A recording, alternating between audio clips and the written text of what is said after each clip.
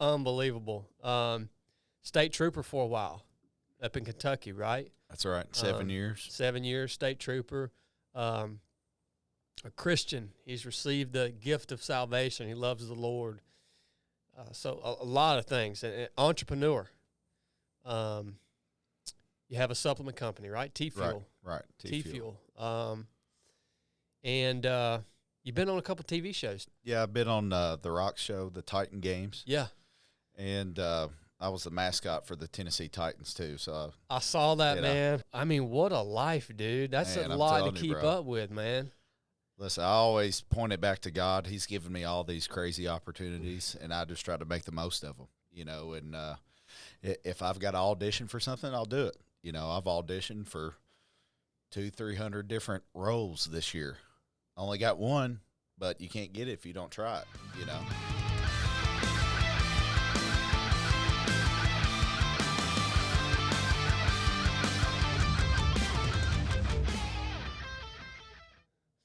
About time you did something around here. Love you, Bubba. Thanks, man. See you, brother. All right. Bartley Weaver.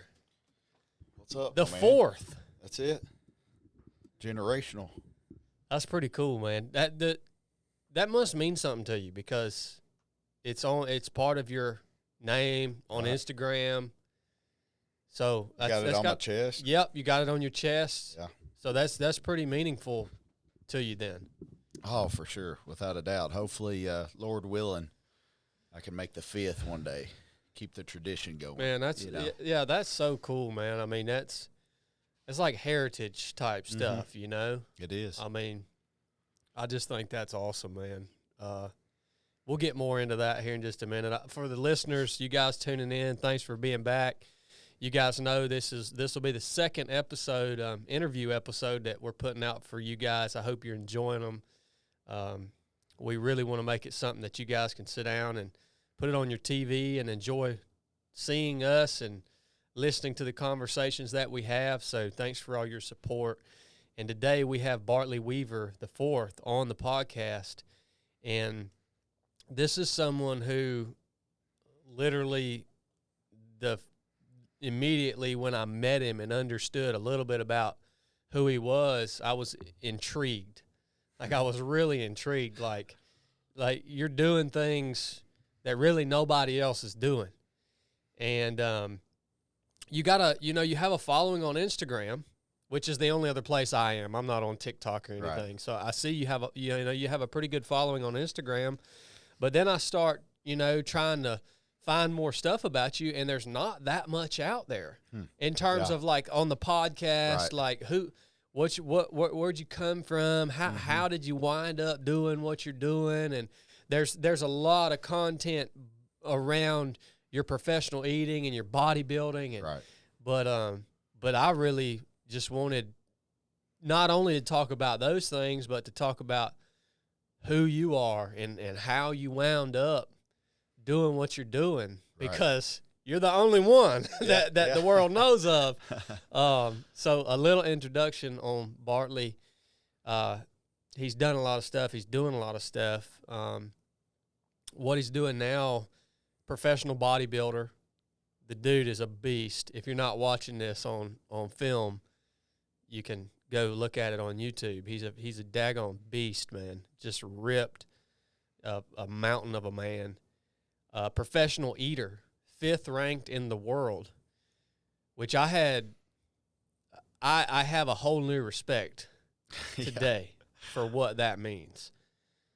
Me and Bartley got to do a little eating competition. And, of course, it was – y'all see the video one day. I have a whole new respect for what that means. You're over digesting right now, aren't you? Yeah, man. Unbelievable. State trooper for a while up in Kentucky, right? That's right. 7 years. 7 years, state trooper. A Christian. He's received the gift of salvation. He loves the Lord. So a lot of things. An entrepreneur. You have a supplement company, right? T-Fuel. Right. T-Fuel. And you've been on a couple TV shows too, right? Right. Or one? Right. Yeah, I've been on the Rock show, the Titan Games. Yeah. and I was the mascot for the Tennessee Titans too. So I saw that, man. I saw some clips on Instagram from that, man.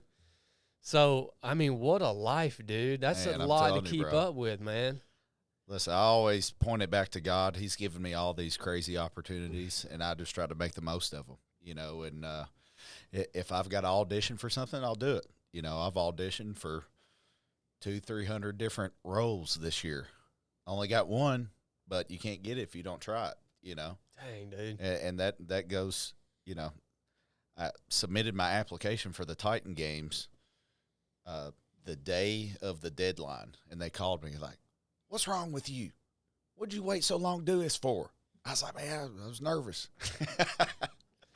You know, but we got it in there, and they said, "All right, we'll call you back in 15 minutes. Put on a collared shirt." I said, "Can I wear shorts?" He's like, "Yeah, your shorts aren't showing." And I want to go into that a little bit too, because I haven't endeavored into the television space. I've had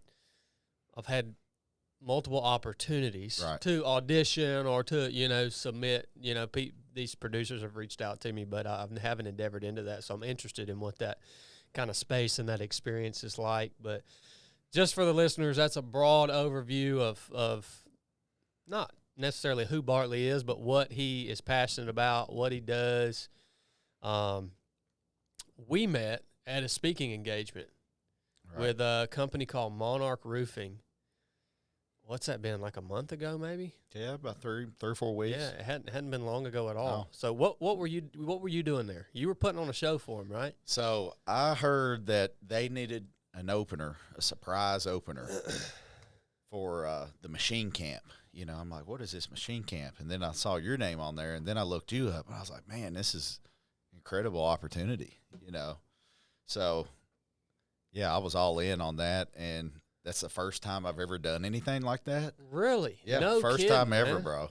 Huh. Like, I just made this up, you know, like a week before I ordered that boom box off of Amazon. And I'm like, all right, now I got this, and now I'm going to come out. And now, even the day of the event, I was trying to decide what music I was going to come out to. And I was like, something that gets me pumped up, you know. So I played the Chicago Bulls intro, you know, when they used to introduce Jordan, you know, starting lineup. So I played that, and, you know, I told my video guy and told my fiance before the event started, I was like, I don't know really what to say, and I'm just gonna have to wing it. Yeah. Because if I try to plan out too much, you know, I'll trip myself up. Same here, man. Well, I know that you did an incredible job, and it sounded like you've done that 1,000 different times. So I definitely going to try to steal some tips off of you next time, because you laid it out and you walked it back home, and it was perfect. Where mine was little, come out wild and crazy, and I don't know what I'm going to do, but we're about to eat these donuts. And but I'm going to tell you what, though, man. So that particular event, and I don't want to spend too much time on this, but it is how we met, right? Like that particular event, I think the reason, to be honest with you, part of the reason why that event did go so well for me is because you brought the energy. Like you got them in the right mindset. You got that audience off their feet. You got them, you know, yelling and cheering and excited and having fun, right? And so you really set that energy up in the room for then me to be able to come in and then feed off of that. Right. Because speaking becomes really difficult when the audience is when they're just sitting there like a bunch of freaking lumps, and they're tired of sitting, they're tired of being there, they're not having fun. Then it becomes really, really difficult. So I think part of the reason that event was so powerful is just because of that combination. We should start doing that more often. Hey, listen, I love it. I was like, I mean, we really should. I don't know if you heard what I said, but I was like, well, I've never came out and got people fired up to eat donuts, but that's what it's come down to. You know, hey, we're making it up, you know, and having a blast doing it. Yeah, yeah. No, that was awesome, man. Thank you for the kind words that you said. That was definitely a special event for even me as a speaker. Right. It was much better than most of my experiences. again, because you were there, you set them up. It was the right type of people. Yeah, They were yeah. kind Everybody of was fired up. They were primed for that message. Yeah. That's really cool, man. I thought, I was like, well, this is just something he probably does this all the time. Like he's probably doing private events like this all the time because it's an amazing idea. Right. Like for you to offer that as a product to companies who are putting on these events for their teams and their employees. I mean, it's a really, really good idea for them to hire somebody like you to come in and just shake things up a little bit and give people a good time and expose them to something that they've probably never seen before. Right. So, I mean, have you thought about going that route or at least making that part of your business? I'll tell you what, I've always loved the motivational speaking stuff. I've never been a big speaker, but I know I've got the energy that not a lot of people are. A lot of people get embarrassed to like get that crazy and get that wild, but it's actually me just living in the moment and try to make the most out of it. Yeah. It's like, it's all or nothing. Anything I do is all or nothing, and you're the same way, So you got the energy, and then you pair that with such a unique and rare talent, right? With the eating, right? That's intriguing to people, right? I mean, it is to me, anyways. Yeah. So, well, it kind of gets back to what we were talking about earlier. What are you passionate about? What are you good at? Yep. And just, doing your service to God to be the best you can be at what he made you decent at. Exactly. That's how you, that's how you develop your mission in life is you look at those things. What are you passionate about or what keeps you up at night? What are you always thinking about? Right. And then what unique gifts has God given you as this individual or this member of his kingdom, his body here on earth, and you bring those two things into alignment, and that's how you find your mission or figure out what direction you need to be going. Well, eating definitely keeps me up at night. I stay up all night eating, so that's some wild stuff, man. I eat for an hour to 2 hours every night before bed. Wow. It's crazy. I mean, it's like a slow snacking type of deal, but, I train hard all day. I'm moving all day. Don't sit down all day. And then, like the last hour or so every night, that's my way to come down and just, kind of unrev the engine a little bit. You're so interesting, man. I swear. I mean, yeah, we're going to get into that for sure. We're going to get big into that conversation because nobody knows anything about this sport, being a professional eater. Like people don't know what I barely know just from talking to you today, but they don't know what goes on. I feel like I hit you with a bunch of little tips and tricks and different things. Yeah. And it's a whole different thought process. It's kind of like the bro science meets, there's not really books on it. So it's kind of like, what have you heard that has worked for others? Pretty small community. Right. Yeah, so it's word of mouth for sure. Yeah, yeah. Man, I want to start out with just where you grew up, man. What was your childhood like? Talk to me about that. Yeah, so born and raised in Kentucky. I spent the first 5 years of my life, I lived in Harrodsburg. Dad was a coach there at Harrodsburg High School. We moved when I was 5 years old to Cave City, Kentucky, and I spent the large majority of my childhood there. I was into sports. I loved sports. Was outside all the time. Dad be out in the yard throwing football with me. I was a quarterback, so he was kind of grooming me to be the best I could be. I wanted to give them some financial relief of being able to, play college football, and be able to help out a little bit on the scholarship money. So I always wanted to be the best I could be. My dad got me in the gym when I was 12 years old, and that was like the turning point for me because, I haven't taken over a week off from the gym since I was 12. I'm 35, so we've been going 23 years, rolling on 24 years. I've had multiple surgeries. I'm in the gym the next day, 2 days later. It's just what I love. It was like he made me go when I was around 12. Come on. I was receptive to it. Yeah. I knew it would make me better, make me stronger. I can't necessarily control my speed as much as I can control my strength. you know, so I wanted to get stronger. I knew that would help me. After about 6 months of him taking me to the basement gym at the school, you know, he had the key, you know. So we'd go down there a few times a week, like a Monday, Wednesday, Friday type of deal. And then after about 6 months, it's like, come on, Daddy, let's go gym. Let's go gym. Heck you know? yeah, man. And he'd be on the couch. He's like, come on, man. We just went the other day. I'm like, come on. Well, that's what I was going to ask you. So your dad, when he started getting you in the gym, was he taking you for you, or was he going to the gym anyways? Like, was he a fit dude? No, he didn't work out. Okay. So he was there just pushing me. He just enjoyed coaching and sports. And yeah, he taught weightlifting in high school and stuff. So and then, you know, being a head football coach, you got to put your team in the weight room if you want them to, you know, be ready for battle, you know, on the front lines.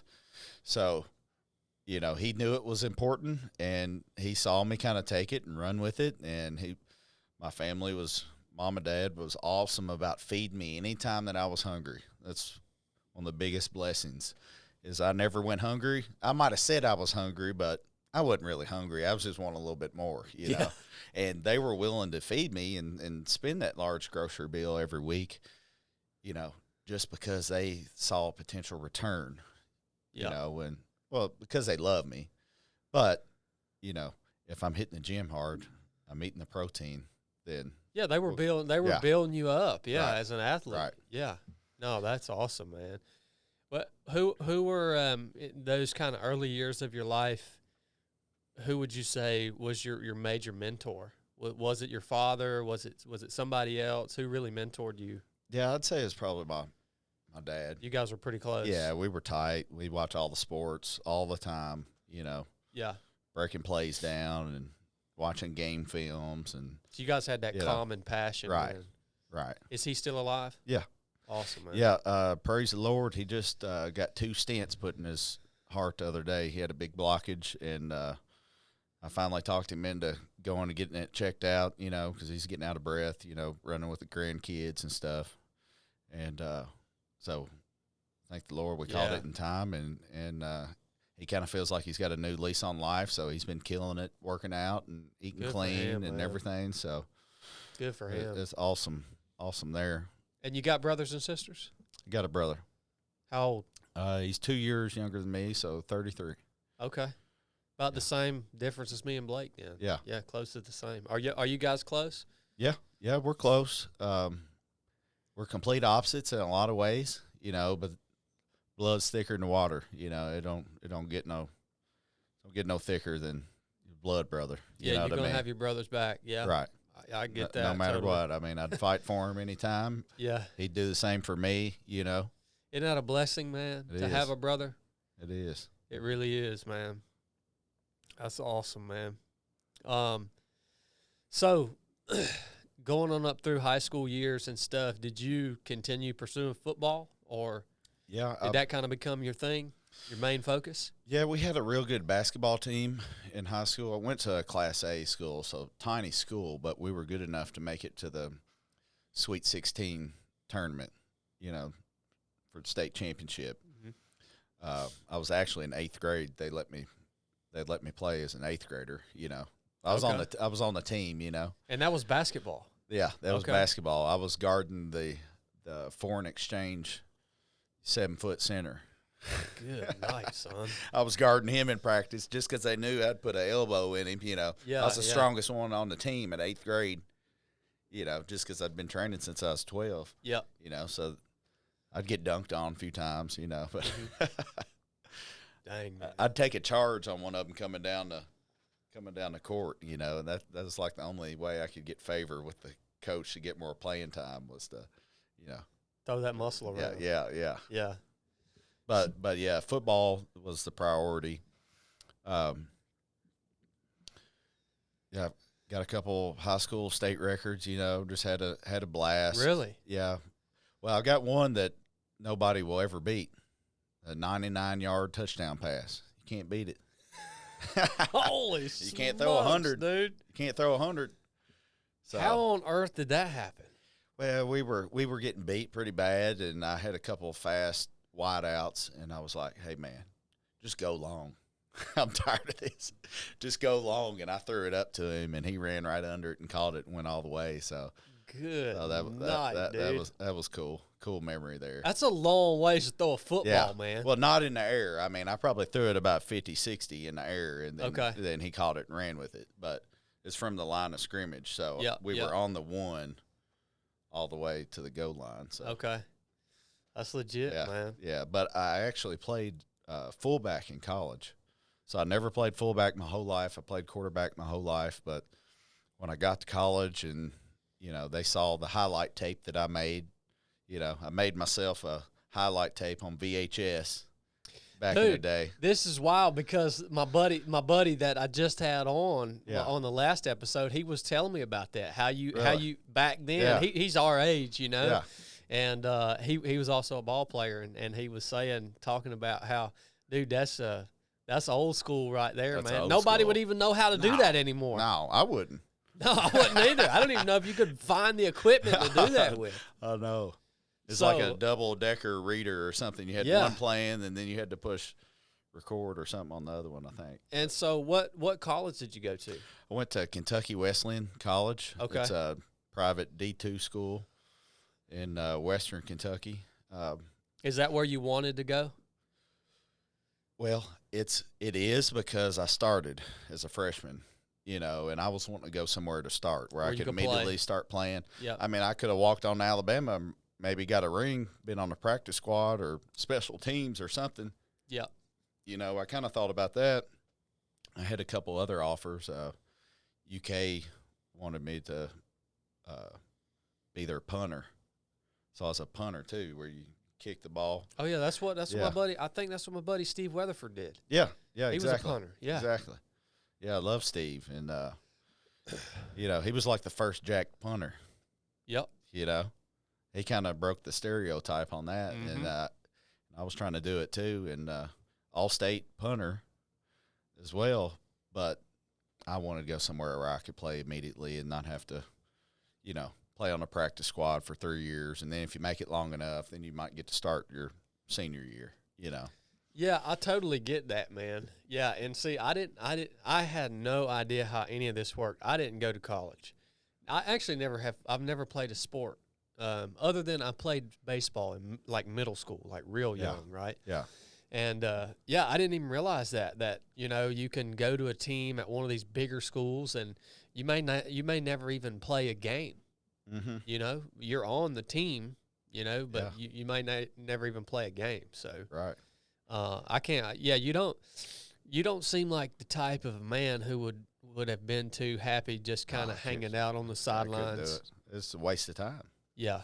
To me, I mean, you practice so you can play, right? That's right. Yeah. I don't want to practice so I can practice more. Mm-hmm. Yeah. Well, talk to me about college, man. What was that experience like? Well, being a football player was like a full-time job. We had 2 or 3 practices a day. So a lot of the times we do like a morning practice real early before the sun come up. We would have like a film session where we'd have to all be in the locker room, like by positions. I'd be with the offensive side of the football, and we would sit in there and watch film. And, if you screwed up the day before, then you're probably going to hear it then, because they film everything. But that's what it's all about, trying to get better and correct your mistakes. I was a criminal justice major and a psychology minor. So I didn't really know what I wanted to do, but I knew that as a criminal justice major, there was like a 20-year retirement at the time. So I'm just thinking, hey, I don't know what I want to do, but I know criminal justice is it's interesting to me. There's so many different avenues you could go. Of course, you see all the forensic stuff. And once I got into the police world, I'm like, I don't want to deal with that fingerprints and stuff, Paperwork. Right. Yeah. But yeah, so I tore my ACL my sophomore year, actually, in practice. And after that, that's when I kind of transitioned to the bodybuilding, really? Because I was, the working out didn't stop. If anything, I wanted to prove to myself and everybody else that I could come back from this thing. Yeah.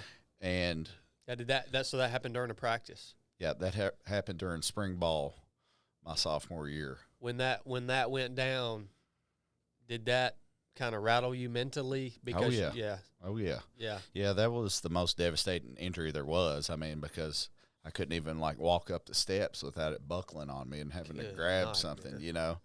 And I'd had surgeries in the past that I kind of put off because I didn't want to miss games and stuff, and it kind of, I'm sure it didn't help it any, you know, putting it off that long. But I had a real rare ankle surgery where the tendons behind your ankle bone, there's tissue that hold them in place, and that was torn on a freak accident, little trick bike deal, you know, where my foot just got drug under the pedal, and it tore that tissue. So then anytime I did anything athletic, the tendons would pop out over the bone, and I'd have to scoop them off my bone and push them back under my ankle bone. Yeah, it was like extremely rare ankle surgery, but luckily my orthopedic doctor, that's what he did his senior thesis on, and he hadn't done it in like 15, 20 years, but he said, I know how to fix it. So he fixed it, and I've never had a problem from it since. You know, I'll be darned. Yeah, had to drill holes through the bone and had to put screws in there and tie it down, all kinds of crazy stuff. But that's when I kind of got into the bodybuilding. I was like, all right, look, I'm a little injury prone. I go hard. I get hurt sometimes.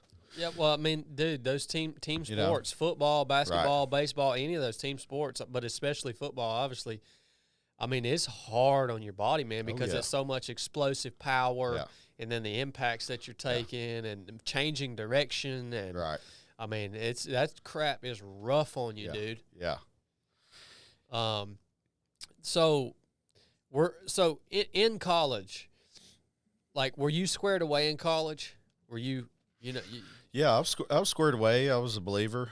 You know, I wouldn't necessarily say I was on fire for God as much as I am now, you know, but I think that's just been strengthened over the years of faith, you know, and perseverance. Yep.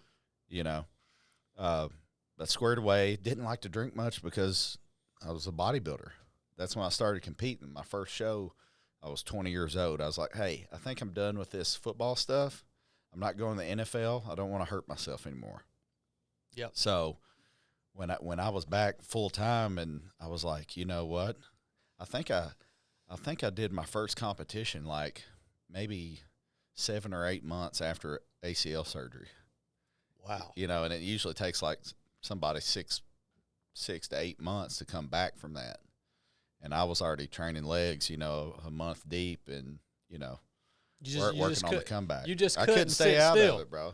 Yeah, I hear you, man. Not like you. Yeah, I mean, I can believe that just from spending a day with you. I can see that in you. Yeah, you don't seem like someone who's going to sit idle for very long. Yeah, even when I'm sitting still, I'm moving around. Yeah. You know, it's so transitioning from, you know, training in football and being on the team and stuff like that, and then jumping into bodybuilding after that injury, who did you have to help you navigate what that looks like? Because it seems like this bodybuilding, it's a complex thing. I mean, did you have someone then to mentor you and kind of show you the ropes, or were you just figuring this stuff out on your own? Well, I'll tell you what, I've always been intrigued by the bodybuilding magazines, and I always want to read them and see what I could pull from them. And back when I didn't have much money, I would just try to memorize it. My mom would go to the grocery, and I'd go with her. I'd be in the magazine aisle. Hey, just let me know when you're ready to leave. I'd be sitting over there just, all right, this bodybuilder does this on this day, this on this day, this on this day. And I'd just be, you know, trying to freshen up my workouts, trying to improve based off what the big dogs are doing. Yeah. There was a trainer back at a gym where I first started training, and he encouraged me to do it, Brett Underwood. And he told me, he said, man, I think you can do it, you know. Now, he didn't give me much direction on what to do and how to do it. He wanted me to kind of figure it out myself. You know, he's like, hey, if you want to pose, I'll look, and tell you kind of what I think, but as far as dieting goes or training goes, it was all pretty much experimentation from my point of view, and just trying stuff over the years. And, I'm still learning stuff. Oh, I'll bet. Every year. I had no idea you've been doing it since you were 20 years old. Yeah, that was my first contest was 20. But, like I said, I started training when I was 12, so I had 8 years of training before I competed. Weightlifting. Yeah. Yeah, so nowadays, the social media age, everybody, they want to look good for the gram. You know what I mean? They didn't really fall in love with the gym like I did. Competing's a byproduct of how much I love the gym.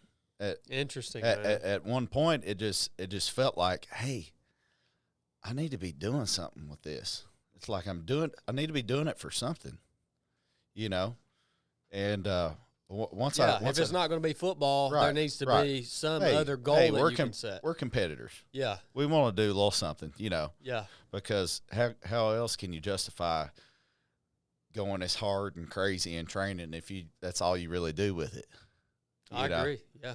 So I wanted to test the waters out, and of course I got my butt whooped when I first started, and I took 3 or 4 years off to put on more muscle because I was a 20-year-old competing with 35-year-olds, So I came back when they created the classic physique division because I'm like, hey, look, this was made for me because I would always be, I'm 6'1", on stage with these 35-year-old dudes that are 5'10", 5'8", so it just made me look like a swimmer kind of, especially if now it'd be a different story, but back then when I was 50 pounds lighter, I'd look stretched out up there. So I was like, you know what? I don't know. I'm just going to take time off and I'm going to put on the muscle that I need to put on. And then when I think I can be competitive, then I'll get back on stage. Well, they came out with the classic physique division, which allows you to be a certain weight fight. So essentially what it does is it evens the playing field on the ratios. Yep. I get that. So, now I can be 242. It can be my stage weight. At 6'1". 6'1", I can be 242. When you turn pro, you get 10 more pounds. So before that, it was 232. Okay. So competed in that division for like the first 4 or 5 years, and I finally cracked the code. I didn't know that I would ever turn pro, but I knew that I was going to train like I could, just because I loved it, and I was a full-time bodybuilder essentially. When I was a state trooper, I mean, it was ideal. I don't know if you've ever heard of Ronnie Coleman, but greatest bodybuilder of all time. He was a cop. Guess what? He ate every 2 hours in his patrol car, just like me. That's awesome, dude. Hey, even better, I used to go home and sit on the couch and watch some TV. And, hey, if I get a call, on the way. Yeah. Well, you kind of alluded to my next question is what did you love so much about it? Like what – or I'm sure it's still the same. Right. Maybe it's changed over time, but, like, when you first got into it, what did you love so much about it? Like, what was driving you to put this much effort into it and stay on that path? Right. What was it? I think it's just the toughness, the discipline that you have to have. I've always, prided myself on being disciplined, and I like the process. It sucks. I might complain. I don't complain as much anymore because, hey, listen, nobody's making me do this. Yeah. It's voluntary. This is a choice that I've chosen to do, and I love it. And just seeing your body change and seeing that, hey, I can put X amount of work in and I can get X amount of results in X amount of weeks. So I'd start 16, 18 weeks out, usually shorter than that because I like to put it off to last minute. But, I try to diet last minute, and I'd rather almost diet hardcore, crash diet in 10 weeks versus stringing it out 20. I like to eat too much for that. I believe that. We saw it earlier. Yeah. What are, for you, what have been some of the biggest challenges competing in that sport? Like, what are some of the biggest challenges things that you have struggled with? Is it the dieting portion? Is it, I know you love the gym, but I mean, you're spending, I have to imagine, hours a day in the gym. Like, right. Like, what for you, what are some major challenges? I think probably for me, especially since I haven't competed in a couple years, is the dieting. Like I try to stay pretty lean all year, so I'm within striking distance. Yeah. I wish I would have ran a little bit more before I come and worked out with you, but it's been crazy just to watch the process and battle through the. Most of it for me is just like food cravings. It makes a month seem like 3 months if you're hungry. Well, talk to me about that. What does that look like when you do have to hunker down? That Right. 10 weeks or so before competition. What does that diet look like? Yeah. Well, for me, so I didn't always have trouble making the weight cap, but towards the last few years before I turned pro, like it was getting like dangerous of how hard that I would have to cut water just to make weight, because, you go get heighted in and then, all right, now hop on the scale. Let's see how much you weigh. And I remember weighing 5 pounds over one time, and they were like, you got an hour to lose it. Good luck. Right, man. Be safe. 5 pounds in an hour? Yeah, yeah. And I went and dropped 6 in 50 minutes. How? Hot shower, as hot as it could go, laying down, fetal position. Hey, just, I'd like to hit my chest with the water because that kind of heats you up right there. But just hot water, as hot as I can get it in the shower, seal the door. That way you're kind of making your own makeshift sauna. Yeah. And I could only last about 10 minutes at a time. About 10 minutes at a time, I'd come out. I'd wipe my whole body off with a towel because I didn't want to hop on the scale with all the water on me because I'm like, hey, I lost more than that. Get it off of me. And I did that. I did that 5 times in a row and lost 6 pounds. Yeah, and then went back. That's not. No, that couldn't be healthy. Especially but when you're competing at that level, it's you have to. You're not really trying to do what's healthy. You're trying to meet the standards so that you can be the best in the world at what you're doing. Yeah, it's like I work too hard, come as far, and not compete. Yeah, you know what I mean. Yeah. So as far as the actual eating, the stuff you're eating, is it like calorie restriction or is it? Yeah. For me, that's where I was going with it. More recently in my career, it's a little more extreme, as in lower carb, lower fat, just because I've got to make the weight. So I was almost stripping muscle off my past, 4 or 5 shows. So that's why I haven't competed in a couple of years, because I'm kind of in between open bodybuilding class, which is, my training partner, Derek Lunsford, Mr. Olympia. He's #1 in the world. So I'm training with him, looking at him. I ain't got a shot. I'm realistic, So I'm somewhere in between the divisions, and I would definitely like to compete again. It'll probably have to be the open class just to, I kind of want to say that I did. I competed with the biggest and the baddest and the best in the world. Yeah. Because, I've done 5 pro shows. I got 5th at one of the pro shows, which got me a point for the Olympia. That's the biggest competition of the year, is the Olympia. So you used to have to get a certain amount of points or win a pro show. Now they changed it to you just got to win a pro show. So for me to go to the Olympia, which is something I would like to do because, I've been to, I'm sure we'll talk about it later, but I've been to Nathan's. That's the Super Bowl of eating. Yeah. The Olympia is Super Bowl of bodybuilding. Man, I bet that's intense. I bet it would be intense to be. Have you been to one competing? Yeah, I go every year. Yeah, I go every year just to watch it. And, definitely more invested now when my training partner's, going for the repeat. Yeah, yeah.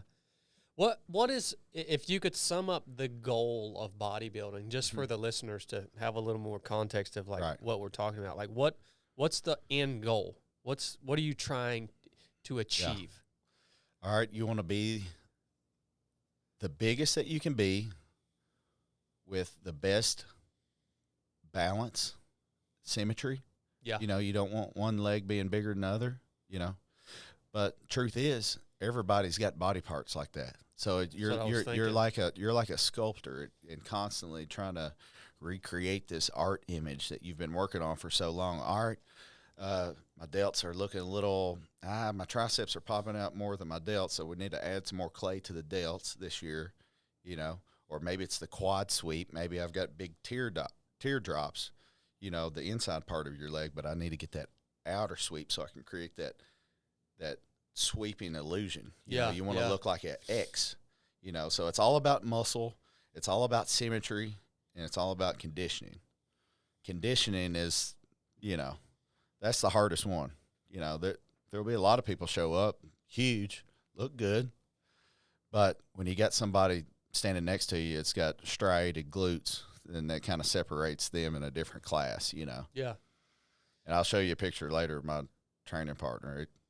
You could as shredded could get, man. Well, it's crazy. mean, I was just cruising through your Instagram the other day, looking at some of the photos of you when you were competing, and it's just unbelievable, dude. I mean, you're even getting down to the science of, like you were talking about earlier. What were you saying? You do something to even make your skin thinner so that the muscle tone shows through better. No, exactly. You know, that's intense, man. Yeah, that's when you can really see the different fibers. You know, it's all about the details. When you're trying to judge two apples, you know, there's got to be some differentiating factors there. But they're minor, minor details. But at that level, that's what makes the difference. And you put a good tan on it and put it under the lights. That way, everything's, you know, you can see the crevices better. You know, but that's the hardest to get. I mean, you know, my sweet spot for cardio when I'm getting ready for a show is about an hour and a half a day. You know, probably 2 45-minute sessions. I do an hour a day now. It's not that high intensity, just walking, but it definitely allows me to eat some more calories, you know, and I've always been a big fan of, hey, do more so you can eat more, because I think that physique looks better than somebody that does less and eats less. It's just like a softer look to me. Okay. You know? And by do more so you can eat more, you mean like burning more calories so that you can eat more calories. Right. Yeah. Okay. But because if you got to create that deficit, is, you know, and that's what you got to do when you're dieting for a show. Not many people get bigger. You know, most of the people have worked on the muscle and spent X amount of years to get the muscle that they have. But now you got to whittle it down. What's under that? You know, and it's just a gradual process of, you know, getting in that deficit, you know, especially if you've got a goal weight to shoot for. You kind of know if you're a little behind or a little ahead of schedule, you know, but essentially you just want to maintain as much muscle as possible and get absolutely inside out shredded. Dang, you know, which, you know, I can attest that the last few weeks before a show, man, you're pretty much a zombie just because you're in such a calorie deficit. Yeah. And you're just, you know, your face is all sunk in, you know. When you break it down like that and you talk about what it's actually like to go through that process, it just makes me think, I mean, the guys who are doing this, I mean, you really have got to absolutely love it. Yeah. Yeah. Because that's misery, dude. Well, the best part about it is you look absolutely fantastic, but you don't feel like it. You know? So you got the pictures to prove it, you know. But yeah, it's definitely you know, that's kind of how I've transitioned into this new whatever I'm doing. You know, it's, hey, I can make more money eating and entertaining, and I still get to train. I'm still training with the best in the world, and that's why he likes working out with me, is just because, you know, I like to be good at whatever I do. So it's not like I'm showing up and I'm giving half effort. Yeah. Like, I love it. I wouldn't be doing it if I didn't love it. Dude, and I saw that out of you today. Like, obviously, today we did the SEAL physical standards test, and dude, you gave full effort. Like you, decent. It was no, you did, man. I mean, you came out there at 270 pounds, bodybuilder, and you crushed that thing, dude. Like I was blown away. What was the most impressive to you out of the ones that we did? The run, how you were able to run at that weight, and like you said, you mainly just walk for your cardio, which is good, especially being a bodybuilder. You don't want to do a bunch of running, right? Walking is it's looked down upon. Well, people don't understand it's probably the most healthy thing that you can do. Like if you're exercising just purely for health. Right. And not to be an ultra runner or run a marathon or something. Don't run. Just walk. Right. Like, it's the best thing that you can do. Yeah, I call it a swole stroll. Yeah, I saw that on your IG. Yeah, I used to do a little motivational talk as I'm walking, and but you have a well-trained mind. I saw that in you today. And I didn't know what to expect, obviously, because I don't know any. This is the first time we spent time together, but yeah, for you to be able to come out there and do that entire run after doing a 500-meter swim, max push-ups, pull-ups, sit-ups, and then get out there in that Georgia heat, man, you could have stopped and walked. Yeah, you didn't have to do that whole run, and I know it was hurting you because you don't run. But you kept running, and you laid down a dang good time, 12 minutes and 50 seconds. That's a dang good time for a mile and a half run. I can't remember what I used to get when I was a trooper. I'll have to dig into that. See, me, I'm kind of a little curious. Have I fallen off or have I gotten better? Well, you represented that your community, bodybuilding community, well today. I appreciate it. Because I mean, just to be totally honest with you, man, I've always looked at that sport from the outside. I've always looked at it kind of as just vanity. Like, man, these people, they're just, they have to be vain. Like they're worshiping their body, but the way you're describing it, you're not describing it like that at all. You're doing it like you're doing it strategically for the sake of competition. You're not. Right. You haven't mentioned at all vanity or worshiping your body. You're like, no, man, we're trying to take this body that God's given us and that He's created, and we're trying to sculpt it into the most symmetrical thing that it can possibly be in order to stand up and compete with one another. And do the most with what you have. Yeah, and then the amount of work and discipline that has to go into that to make that happen is, and of course, I haven't. You just have scratched the surface of it. You know what I mean? Yeah. Like we haven't even talked about the thousands of reps and all of that stuff that you have to put in. But and something else. Do you do any recovery modalities, like a cold plunge, red light therapy? So I love the sauna. Yeah, I do that's some great. cold. Sauna's great. Yeah, I do some cold plunge. But I've never been huge on recovery. I should, as I'm getting older now, I'm going to have to focus more on that. Hey, I guaranteed cold plunge would feel so good on your ultra. Oh yeah, on your ultra damage. For sure, man. I have cold water PTSD from buds, man. Oh, I hear you, bro. That was the hardest part of buds for me was the cold water. Yeah. I mean, us being Southern boys, I hear you. But it is good stuff. I agree with you 100%. Well, I think I asked you that because I think that's one of the things that kind of propelled me to become a pro and get my pro card was, I got second, third, 3 times in a row. I barely missed it.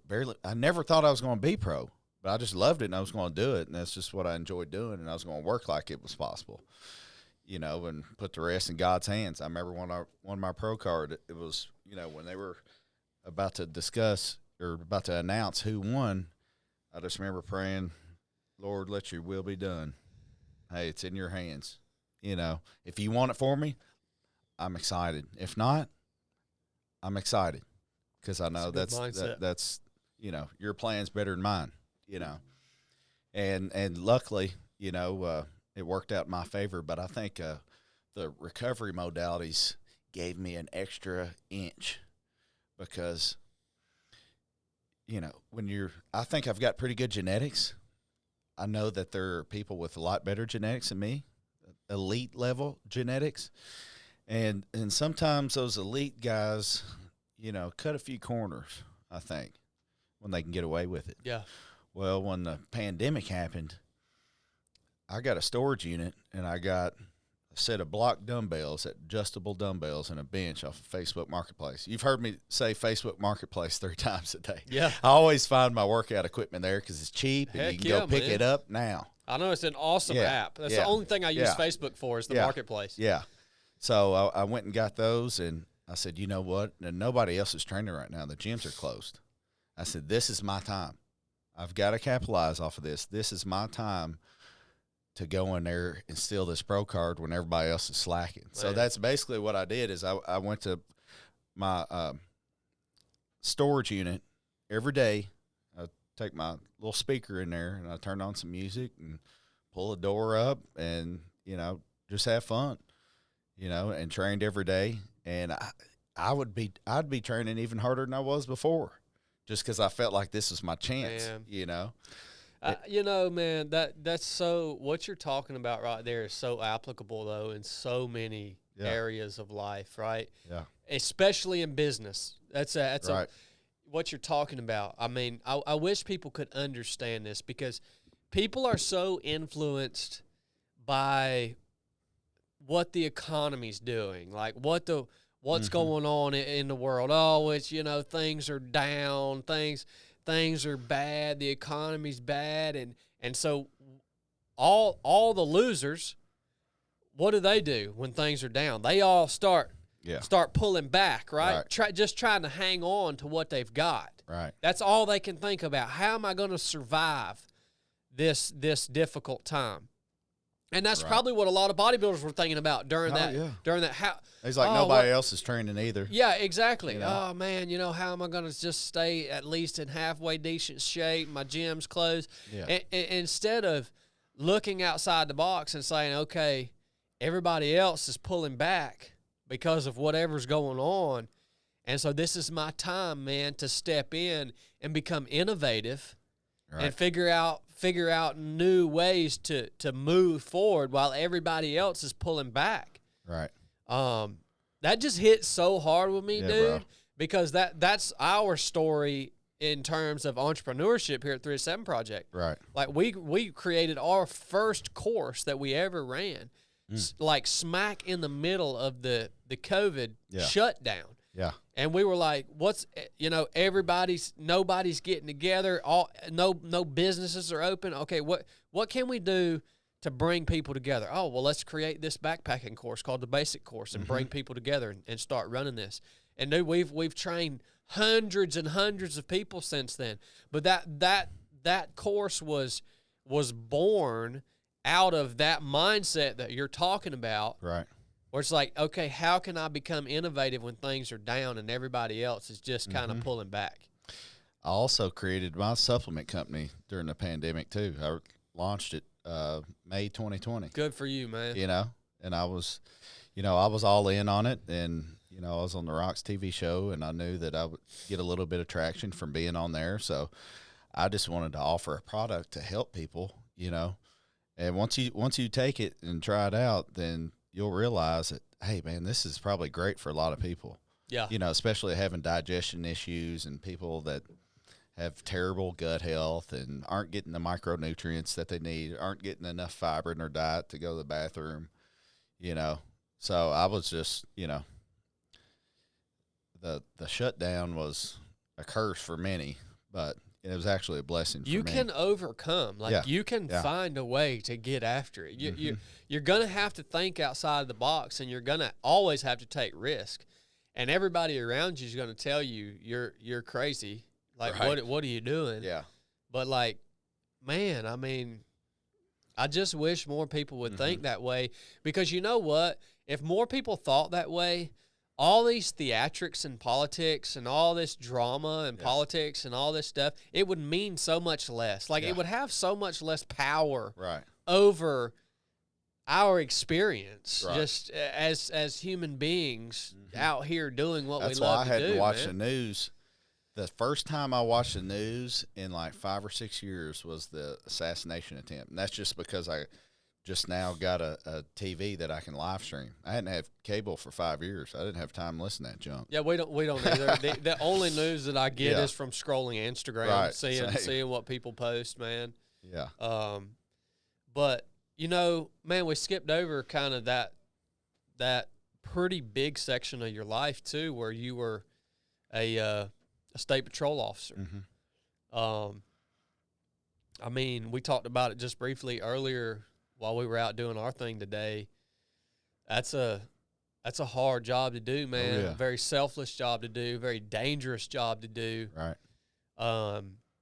Did you enjoy doing that job? Yeah, I enjoyed it. I got burned out a little bit towards the end. That's when I, made my peaceful exit. I felt like God was calling me to do bigger and better things, for his kingdom. I was kind of the bearer of bad news all the time, and that's not really me, Of course, I mean, you can't save somebody every day if you want to, And a lot of the times it's, it's going to the bad situations. And God bless the Blue and all first responders in the world. I mean, we couldn't sit down to do this without them. Can you believe we live in a country where if you go out here and somebody hits you on the road and you get all busted up, and, that somebody's coming to get you? Right. Like, just think about that, man. Right. Like there's a lot of places out there where if something bad happens, nobody freaking cares, man. Right. Nobody's coming to help you. I mean, that's a big deal, man. That we really seriously take that for granted. Right. Yeah. I can attest to that because I'd get some negative attitudes when I'm coming out here to work your wreck and help you. Yeah. But I'm grateful for the situations that I was in. I'm grateful that I was never injured or never. Well, I tore a hamstring chasing somebody one time, but besides that, I never had a use of force in 10 years of law enforcement. I was a deputy jailer for 6 months straight out of college. After that, I did 3 years probation and parole. So I actually had a gun and a badge pretty early out of college. I was living for free in the ghetto, just because they wanted a little badge presence there, So I was living in a shack with, some people on my caseload as my neighbors. It was pretty wild, and it was definitely a unique experience to be somebody's dad, when they're literally the age of your dad. Oh, I bet, man. Yeah. You've got to call this person. You got to tell them come in here, and they got to do this and do that, and you better do this by next week, type of deal. Yeah. So I was glad to get out of that. I still didn't know what I wanted to do. I was always intrigued by. My dad had one of his coaches, Nick Stevens, was a state trooper, and I was always fascinated by that. I mean, in Kentucky, we had to shine our brass. You got to shine your brass before every shift. They look sharp. Even here in Georgia, like when you see a state trooper, right? I mean, they look squared away, dude. Right. And I like the aspect of having a mobile office because I can't sit in the office, man. I tried that. Yeah. Probation pro, had a caseload. You was buried in paperwork. You never got done what you needed to get done every day, So it was kind of just like, spinning your wheels kind of. So when I could, take my office on the road and had a little bit more freedom, I really liked that, being able to go to work from my house, essentially. And it sounds like that kind of squared away look and mentality that you see out of the state troopers it sounds like that starts at the academy, because you were telling me earlier that was a legit challenge. Yeah, 6 weeks or 23 weeks, and it was one of the hardest things I've ever done. You know, anytime you're sleep deprived and starving, you know, that makes anything tough, let alone getting smoked in the middle of the night and having to go, you know. So they run it like a legit boot camp. Yeah. Yeah. Yeah.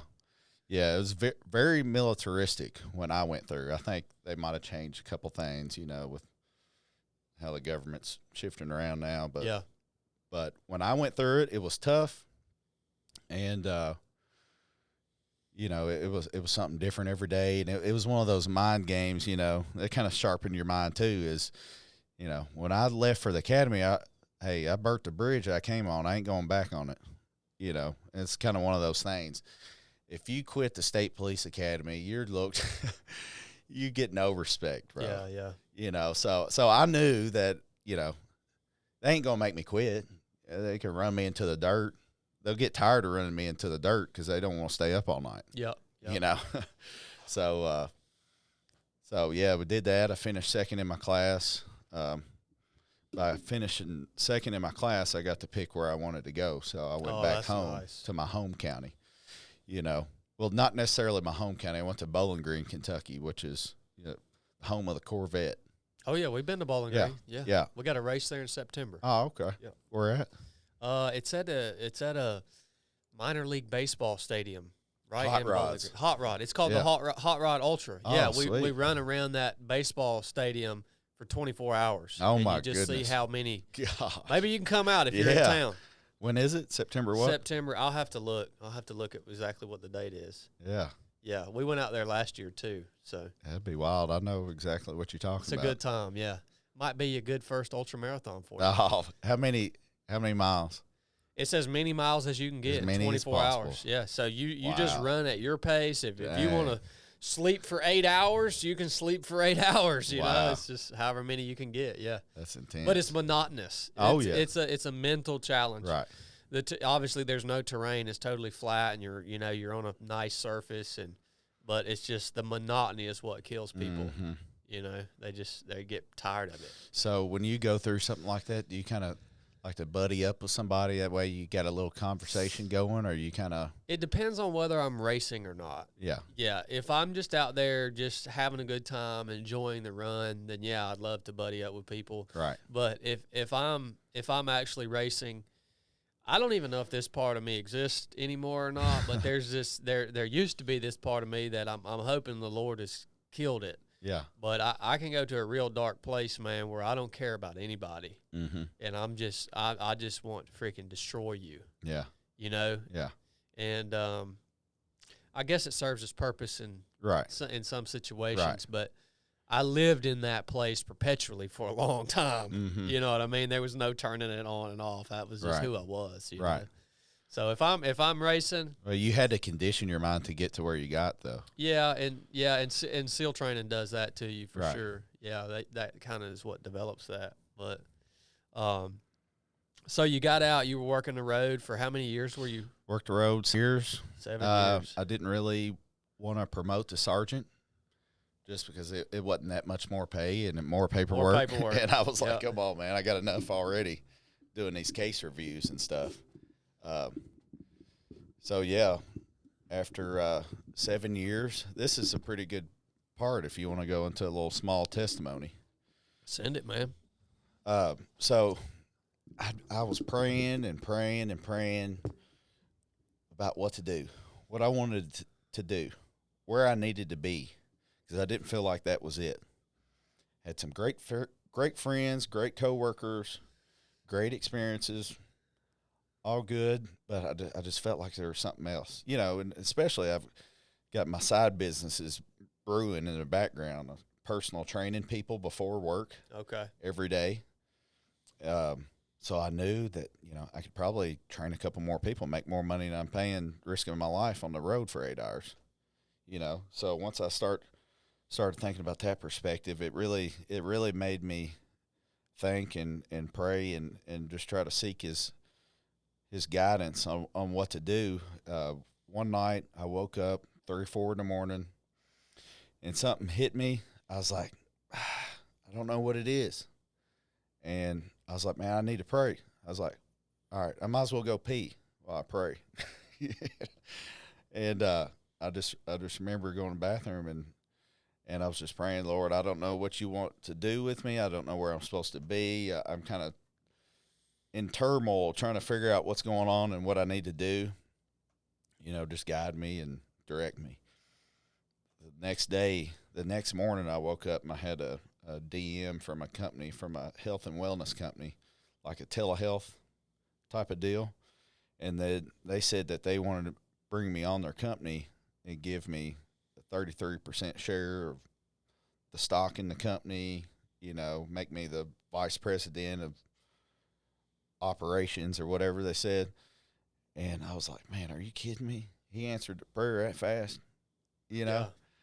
Yeah. And, you know, it came to a point where state police didn't want me to be on that side of the industry, you know, with all the testosterone treatments and all that.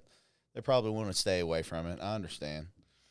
And so I had to make a decision. I was like, hey, this telehealth company, they're not paying me yet. They're promising me a lot. They're not paying me yet.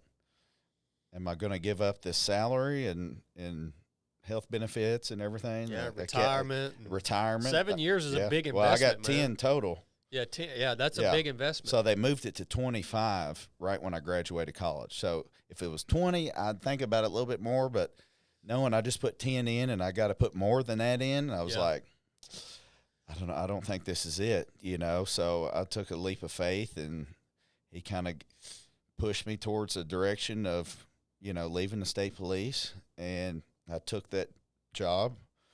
And then that's when the pandemic hit, and all the traffic that we were generating, it kind of went by the wayside. Yeah. It just, everything kind of shut down. People aren't worried about, you know, trying to get their hormones fixed in the middle of a pandemic and don't know what's going on, you know.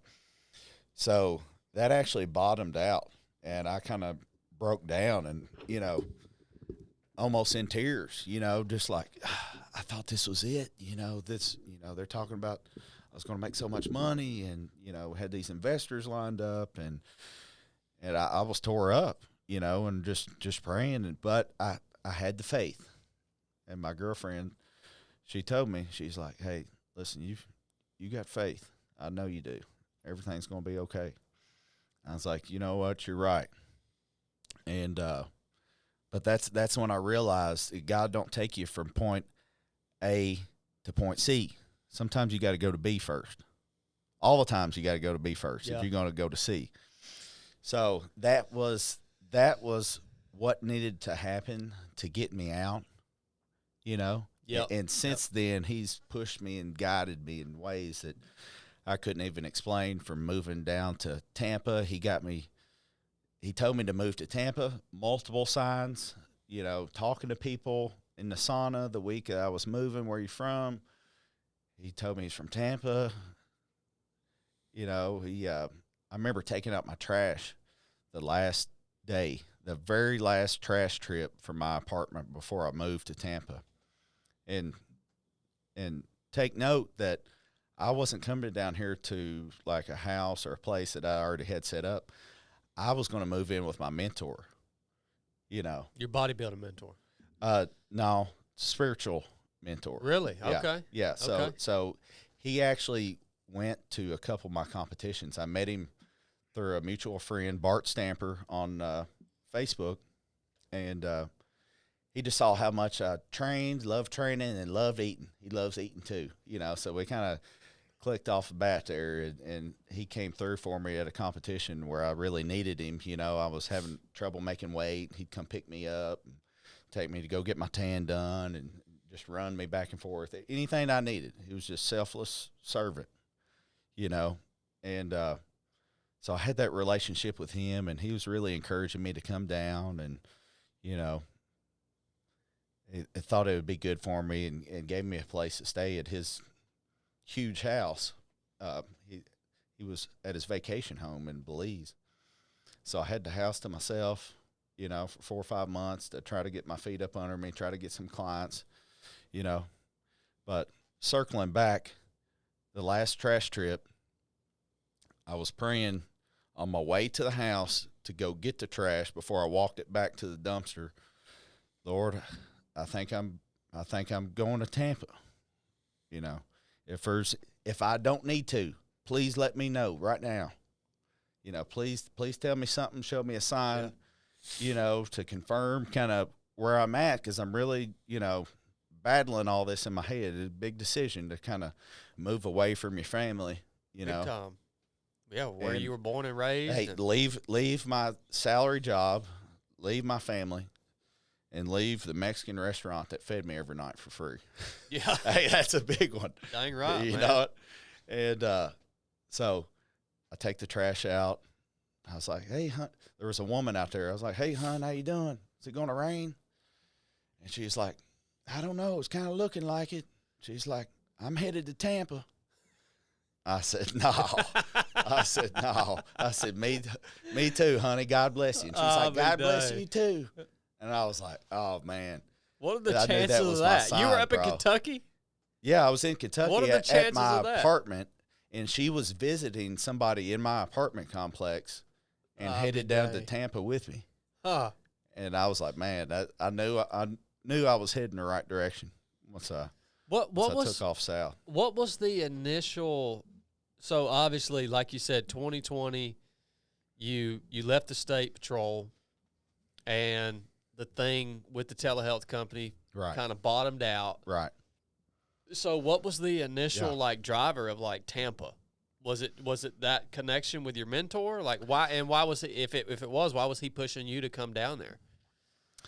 He's very spiritual, and he has some visions too. I get some visions every now and then. And he kind of prophesied to me that, you know, this was after a month or two of being in his house and spending some time with him. And he said that, you know, he was prophesying that God was going to do something very powerful through me in Tampa, you know, in the scene that I was in. And that's already kind of played out. So that was, you know, we got a men's group in my backyard that, you know, I got a vision to start. And so that's been going well, and multiple people have been saved this year. Max, the video guy, got saved and baptized, you know. So it's been an incredible experience. But so I had that pulling on me, you know, him speaking truth, speaking life into me. But also, you know, everybody wants to be in shape in Florida. If you're that close to the beach, people will pay you a little bit more. So I looked at it as, hey, listen, I know it's risky, but if I can go charge double or triple from what I was charging in Kentucky, you know, I only have to train one or two people a day to make what I was making as a state trooper. You know, I was only making like $120 a day as a state trooper. Good night, man. You know, and I've been in some hairy situations. I can't believe it. Yeah, that's all. I mean, I've been in standoffs, and I've seen some crazy stuff. You know, and just to think that, hey, I can actually go to the gym and help somebody out for 1 to 2 hours a day and make more than that was definitely a motivating factor. That, along with my supplements, you know, I've got like a tropical vibe. I got a pre-workout that's tropical flavor, you know. So I'm like, man, I got to get down here so I can cut some better content, you know, because I was in Kentucky and it was gray and cloudy 4 or 5 months a year. You know what I mean? Yeah. So, you know, especially when I was, you know, doing my swole strolls in Kentucky, you know, man, it just feels so much better when you can walk outside with your shirt off and sun hit you. It just makes your bones feel good. 100%, man. It's Florida is a great state, dude. So for somebody that likes to do outdoor cardio every day of the year, hey, Florida's a pretty good option. So I moved down there. I got me a house about 2 years ago, and it's been an entertaining, wild ride, but it's been worth every bit of worry, frustration. You know, it's really developed me as a person and developed my character to, you know, to be able to persevere, to be able to have faith, you know, to be able to keep pressing on no matter what's coming at you. you know, because, hey, there's been times I haven't had any clients, you know. But what I've noticed is God always sets me up for what I need when I need it.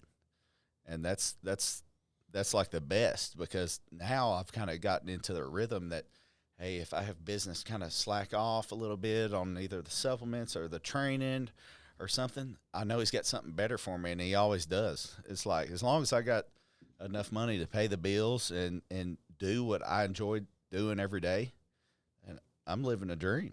You know, of course, everybody wants a little bit extra, you know, but I just, one of the guys at the men's group, you know, he told me one day, he was like, man, you know what? He was like, man, you got it. You got it all. I was like, you know what? You're right, man. Yeah. I was like, you know, sometimes we get ahead of ourselves, and we want this, we want that, we want the next one, we want this worldly stuff. But at the end of the day, man, you know, I've got a roof over my head. You know, I'm eating great every meal. Hey, shut up, Mega Fit meals. They send me 20 meals a week, baby, and I tear them up. I can't wait. I need to order tonight. Heck yeah. But you know what I'm saying? It's like we get caught up in the hustle and bustle, and I need to enjoy this moment right now, because I'm having the most fun ever right now. You know, and I'm incredibly blessed. You know, I could be, you know, working a fatality on the highway right now. I'm not doing it. You know, so it's so hard to keep maintain that perspective, man. I know. I have to remind myself of that often. Yeah. Of like, hey, calm down. You know, I've got everything that I need when I need it. You really showed that today. Like when we were out doing the physical standards test, and, you know, you mentioned, like, essentially we get to be out here doing this. Yeah. Like, this is what we do for a living. Yeah. Yeah. And I'll just be honest with you, dude. I lose that perspective so much. Yeah. Like, so often I lose that perspective. Even on days that are super fun, like today. Mm-hmm.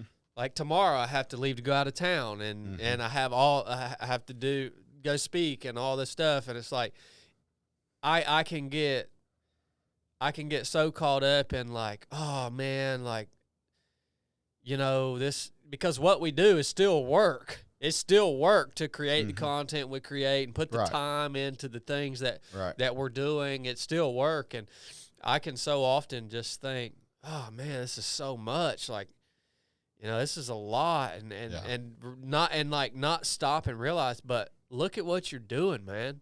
Yeah. Like, you helped me today just in reframing the day, because I have a big week. Right. And you helped me in that today. And as much as I love digging ditches, I was digging a ditch the other day. No, I saw you. Digging a ditch is different when you have to dig the ditch. That's true. And so you helped me today, and I even mentioned it to Blake. I was like, yeah, man, it's gonna be a long week this week. Mm-hmm. But hey, we ain't digging ditches. You're right. You know what I mean? Right, we don't have to be digging ditches. Look at what we're doing. Mm-hmm. Like, it's a long week, but look at what we're doing. We're helping people. We're creating cool stuff for people to watch. We get to speak to people. It's tough to maintain and that to be your own boss. I mean, that's huge. That was one of the most freeing things when I turned the badgie, and it's like, hey, it's all on me now. Yeah. Yeah, you know? and so that part is, you're right, it's a real blessing, but it's also a heavy weight. Oh yeah, it definitely is. Yeah. When you come to the realization that, like, man, if you don't work, you don't eat. 100%. Yeah. Like, you can't just show up at work tomorrow and somebody's going to have this list of tasks lined out for you to do. And if you get it done, you get it done. But if something happens and you don't get it done, well, no sweat off of your back. You're still going to get paid. Right. And then you're going to go home in the evening and forget about it. Right. So it's a heavy weight, but at the same time, the reward that comes from it is worth the weight that you have to carry. Right. In my personal opinion. Right. And I know it's not for everybody. Yeah, I'm the only entrepreneur in my family. So, I mean, it was definitely, it was just as scary for them as it was for me, probably. Yeah, you know, just what's he doing? What's happening? It's crazy too, man, how recent all this has been for you. Because for me, 2020, I mean, that just feels like freaking a few months ago, dude. I don't know. Time's been going by really fast, but that's all. So you started essentially about the same time we started. Yeah, and it seems like it's just been no time, man. Yeah. And here we are. It's been flying. And a lot of change in that small amount of time. Right. The world has changed a lot since then. Yeah, a lot of the world's changed. We've changed, and just having to constantly shift and innovate. And that's awesome, dude. All right, we're gonna take a little break here, and then we're gonna jump in to the pro eating conversation. Yeah, hot dog bathroom break. Yeah. Yeah, I heard that, son. That's good. We'll be back in a second, guys. What's up, guys? I want to tell you about a really awesome intra-workout formula that Phorm puts out, and this stuff right here does not get enough attention. There's all kinds of stuff out there on the market for ultra runners, endurance athletes, or just people who are doing long, hard workouts, anything an hour plus. You need something to fuel yourself during the workout while you're working out. That's what the Intraformance is, right? This is called Ultraformance by Phorm. And I want to tell you right now, I've used this stuff extensively in all sorts of endurance environments, and whether it's ultra running, ultra long distance bike packing races, or in just workouts like the Combat Standards Test or the Murph. What this is going to do is it's going to give you something to run on during the workout. So we've got 100 calories per scoop. We've got 24 grams of carbs. We've got magnesium, sodium, potassium, everything that you need in here to keep you going for those workouts that are 35, 45, or an hour plus long. And I just don't think this stuff gets enough attention. Out of all there's hundreds of different products out there that I see in the endurance world, and I don't see this, and I don't know why, because this has been the hands down the best fuel source in terms of providing me some calories and some carbs that I've ever used. It sits really well in my stomach. The taste is perfect. It's not too sweet, but it's enough flavor to really make you crave it, all right? Not to mention it's produced in the USA by Phorm, which is our partner here at 307 Project.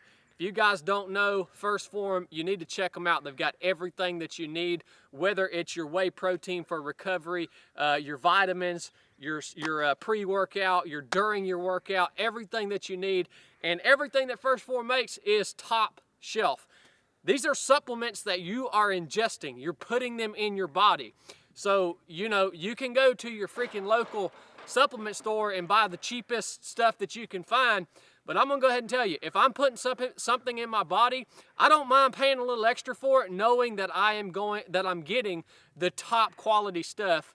And not only that, but everybody at Phorm are just amazing human beings with an amazing mission. They love this country, and the values that they stand for are in alignment with us here at 307 Project. So if you guys get after it like I do, this stuff is going to help you go further and recover faster. I promise you. Check them out at this will be firstform.com. We'll attach a link to this Ultraformance in the description of this episode. Go get you some. Promise you, you won't be disappointed. Enough said. All right, guys, we're back. Surprised this is the only bathroom break we've had to take so far. Yeah, no doubt. I just watched Bartley just a few hours ago eat 10 hot dogs and hot dog buns in like a minute and 45 seconds. Yeah. 10. And I was hungry after all that running we did, though. Yeah, man, I was hungry too. But I ate 5.5 in 10 minutes and felt like I was about to puke. Yeah, I'm still, when that comes out the other end, that's going to be interesting. You think it'll look like a hot dog or what? Probably not, dude. Probably not, man. That was like something new for me for sure. Well, Well, I'm doing a taco challenge tomorrow, and I got a biscuit challenge, 8-pound biscuit challenge at Loretta's. Biscuits and gravy. Wednesday morning. Yeah, biscuits and gravy, good old country boy meal. All right, so I gotta start. We gotta start at the beginning of this eating stuff. Right. When did this become a thing that you realized you were going to pursue, being a pro eater? I can distinctly remember that I was at the gym, believe it or not, and like I said earlier, I didn't have cable, so I'd go to the gym to watch TV, essentially, between sets. And July 4th is the big Nathan's hot dog eating contest. That's the Super Bowl of eating. And I was just always intrigued.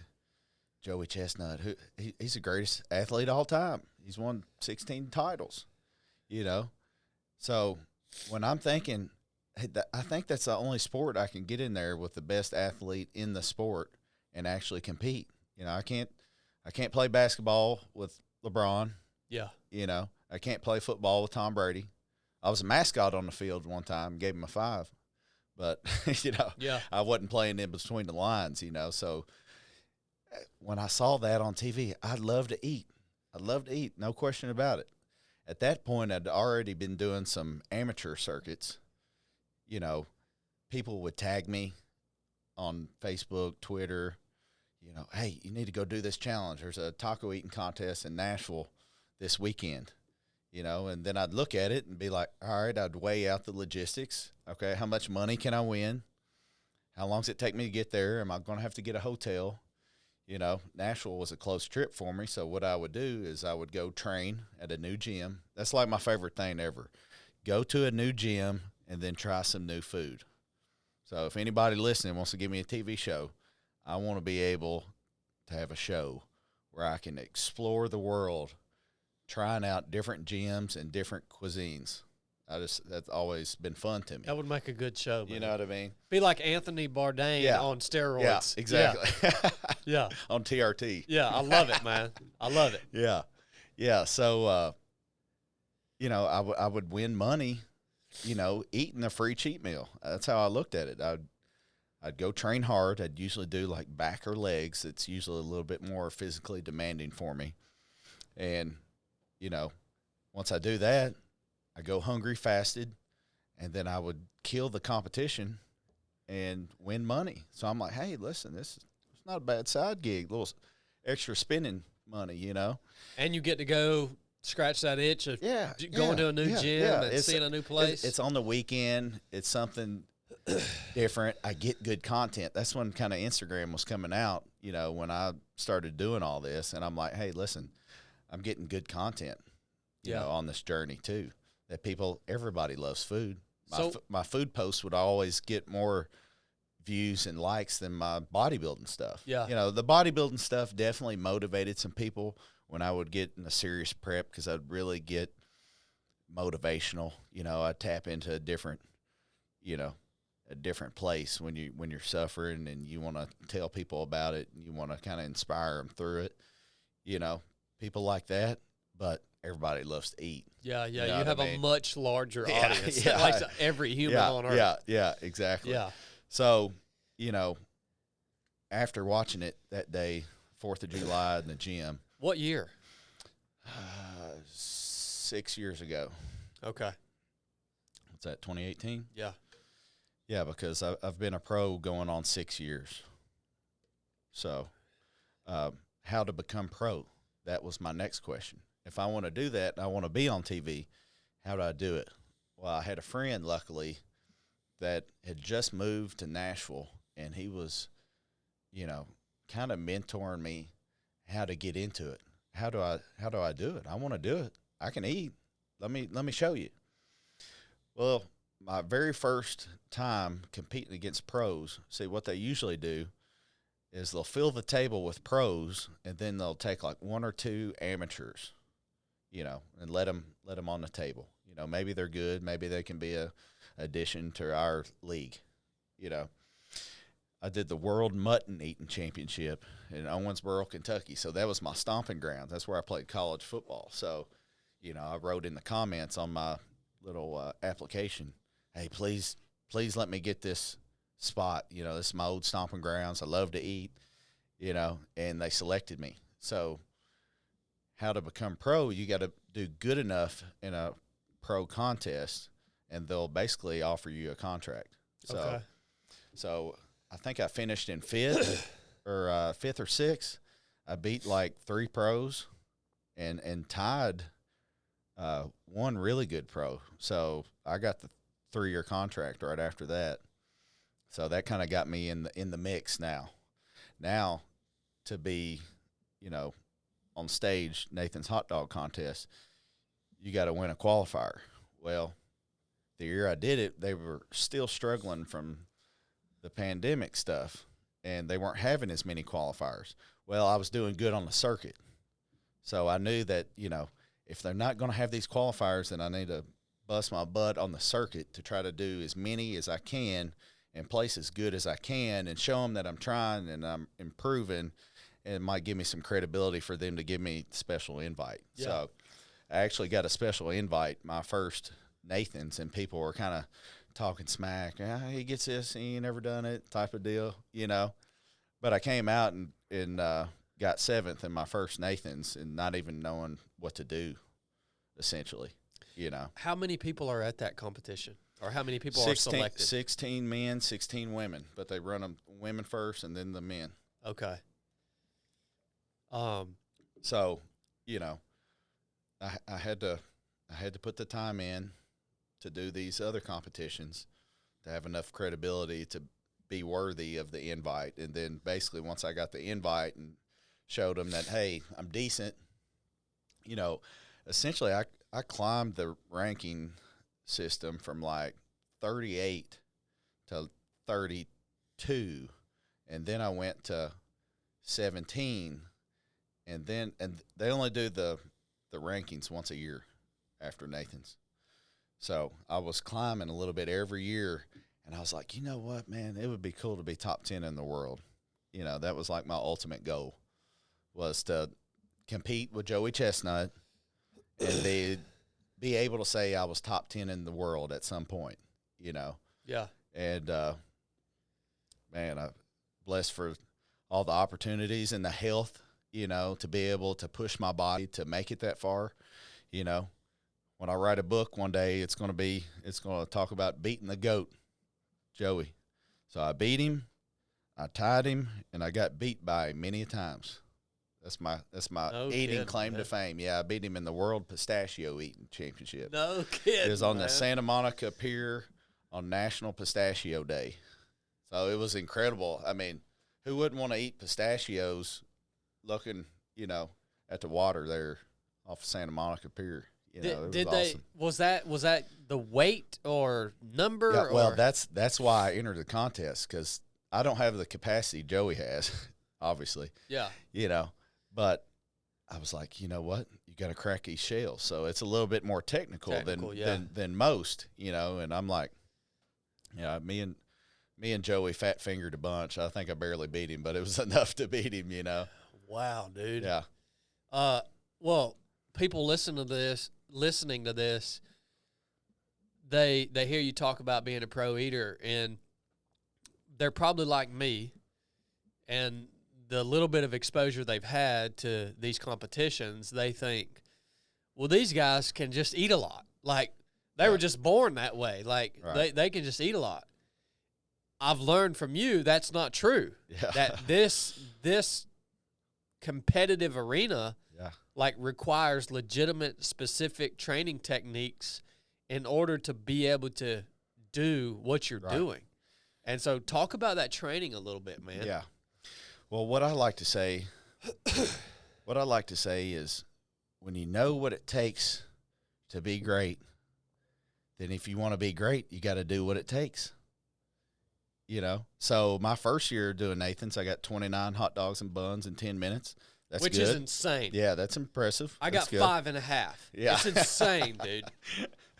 Yeah, so, you know, but the more I got into it and wanting to be better, you start practicing with people a little bit better than you, kind of talking with people a little bit better than you.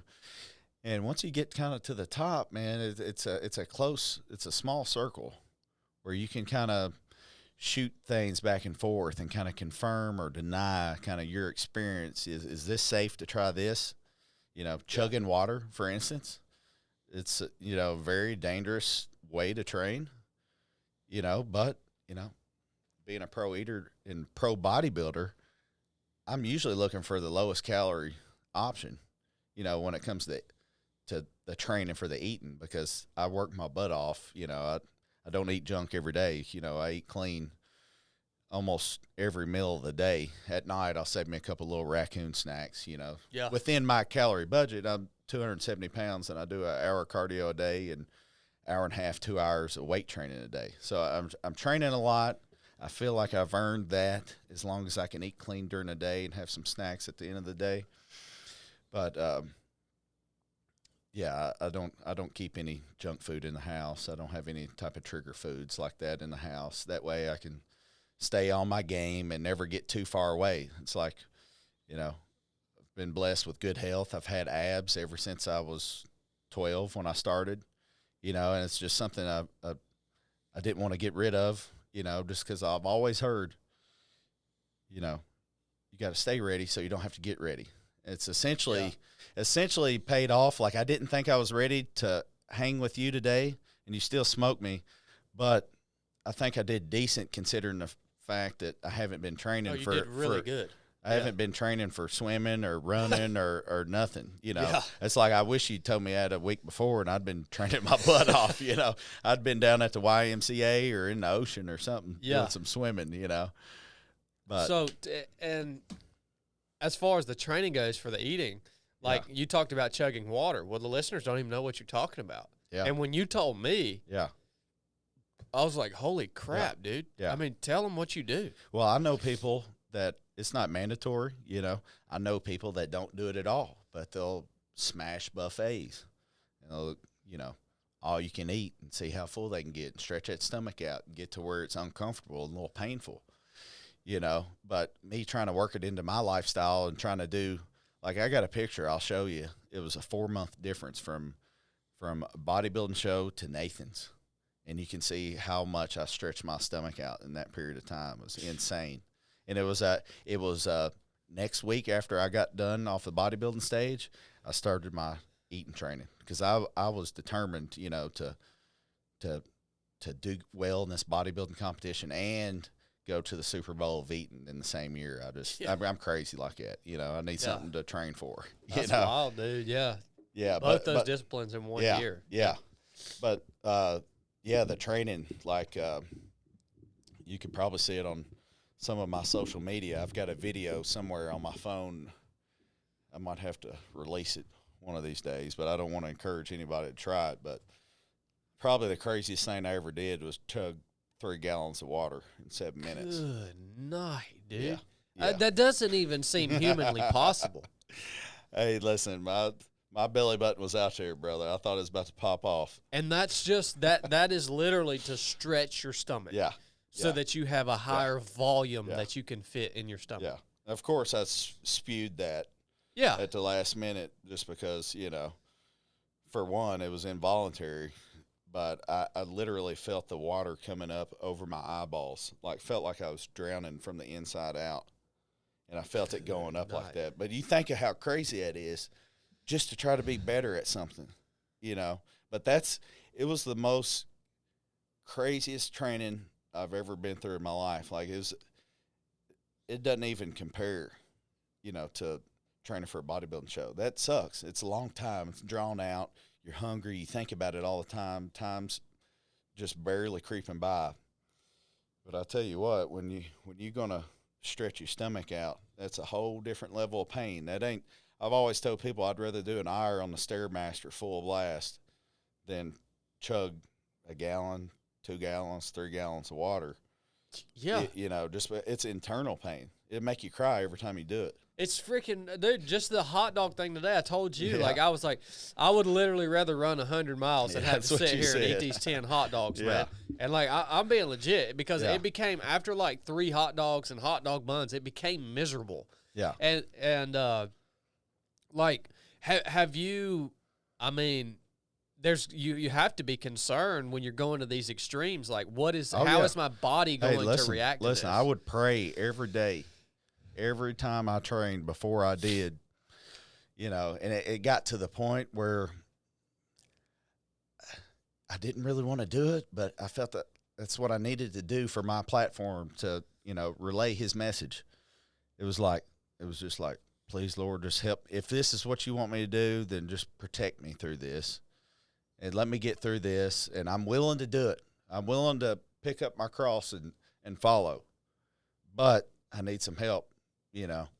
And I would tap into that every day, and I'd play some music full blast, and I'd start clapping, and I would hit bone on bone with my hands like that, just to get in the mindset of, hey, this is about to be brutal, but you can do it.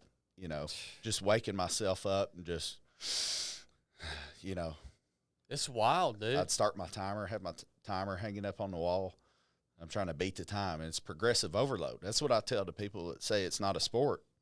Of course, you don't have to do that. There's other ways to do it. This is just, you know, what I've done. Don't try this at home, kids. Yeah. You know, because there's a proper electrolyte balance that you have to do. Everybody's different. Not everybody can chug the same amount of water and be safe. You know, it's definitely a dangerous situation, but it's something that I kind of worked up and kind of saw how your body responded. Teetered the edge, you know, make adjustments here and there. You know, some days would be fast runs as fast as I can, like power chugs, just squeezing the jug and shooting it back as fast as I could. That was one of the ways, you know. And then I would have like back off days, just like you're periodizing your training. Yeah. You know, some days you go for a longer, slower, some days shorter, faster. It's kind of listening to your body. And, same concept as any other form of training. Right. Yeah. And that's essentially what it was, but just of the stomach, you know. That's intense, man. But on top of that is, you know, I'm training with Mr. Olympia for 2 hours before I do that. So he'd be like, you're crazy, bro. I was like, I know, bro. That's what you got to do, I guess. I agree. I mean, yeah, when you talked to me about just the other day, we had that phone conversation, and you were like, yeah, I can chug a gallon of water, you know, a few hours before competition just to stretch my stomach out. I was like, is that even humanly possible? Yeah. Like, to do that and not wind up in the hospital? And like you said, for some people, maybe not. Maybe that would put you in the hospital, so don't try it, because this is just like any other training where, you know, you're working up to that, right? Yeah. Well, see, yesterday, I need to show you the video, but I chugged a gallon driving on the interstate with my knee with a big glass gallon, and I chugged it on the way down, and, you know, I had to pull over 4 or 5 times to pee, but, you know, I knew that would kind of stretch me out a little bit for whatever we did today or whatever I'm doing the rest of the week on this food tour. Yeah, yeah. You know, and it's so over time the stomach will start to shrink back up. Yeah, for sure. For sure. And that's the challenge that I would have to do when I'm going back into the bodybuilding after the stomach stretching, because then you're talking about strengthening the transverse abdominis muscle, the TVA. It's like your corset muscle that holds everything in. So when I'm trying to stretch my stomach out so I can eat more, I got to blow that sucker out. Yeah. You know, and doing all the stomach capacity training will actually blow it out.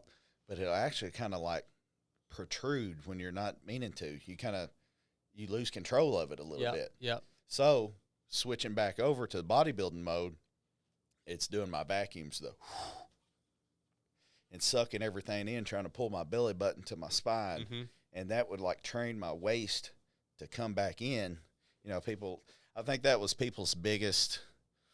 One of the things that they were most amazed by is that how I could eat all that, but then have a somewhat tight waist on stage. Yeah. You know, but it's just like anything else, man. You got to put the time in, and it would take me 2-3 months of waist trainer, 6 hours a day. And then probably, and one thing, when I was a state trooper, I'm in my car for 8 hours a day. So I was just pushing that steering wheel, sucking my stomach. Yeah. Yeah.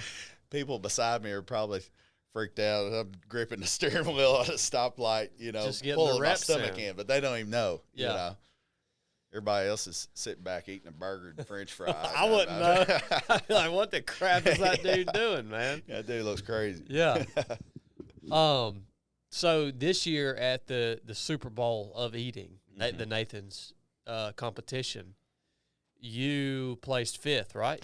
Not this year, last year. Okay, last year, 23. So what's crazy is I was kind of praying for a way out, and I haven't retired yet, But, I only made $1,000 when I got 5th place at Nathan's last year over 6 months of death training. I was like, bro, that's not worth it. I already been on ESPN. Yeah. I already got my intro on ESPN. I got the pictures to prove it. I got the jerseys to prove it with my personal best on the back. It's not something I got to do forever. I realize that if you want to be the best, and that's when it switched for me. If I want to be the best eater in the world, I got to do it 100% all the time. I don't want to do that. I don't want to put myself in a box of only been able to do one thing because, when you know how training goes. When you get crazy over training, man, you got to put a lot of things on the back burner. And a lot of things can suffer. How about you got to put everything on the back burner if you want to be the best in the world? Exactly. I mean, we've had the conversation many times on the podcast about how to be the absolute best in the world, it takes a singular focus. Right. And we even tie that into faith when we read in Scripture, and Paul is talking by inspiration of the Holy Spirit. He's writing actually about running the race to win the race. And what does he mean by that? Well, all of us who are competitive, we understand what he means by that is, I want you to run this race for Christ with a singular focus on Christ. Right. And that's how you run the race. Right. But only competitors can understand that. Right. Because that is what it takes to be at the absolute pinnacle. And I'm a lot like you, Bartley, in the fact that, man, I love doing different things. Right. So for me, I watch the guys and girls who are the best in the world at ultra running.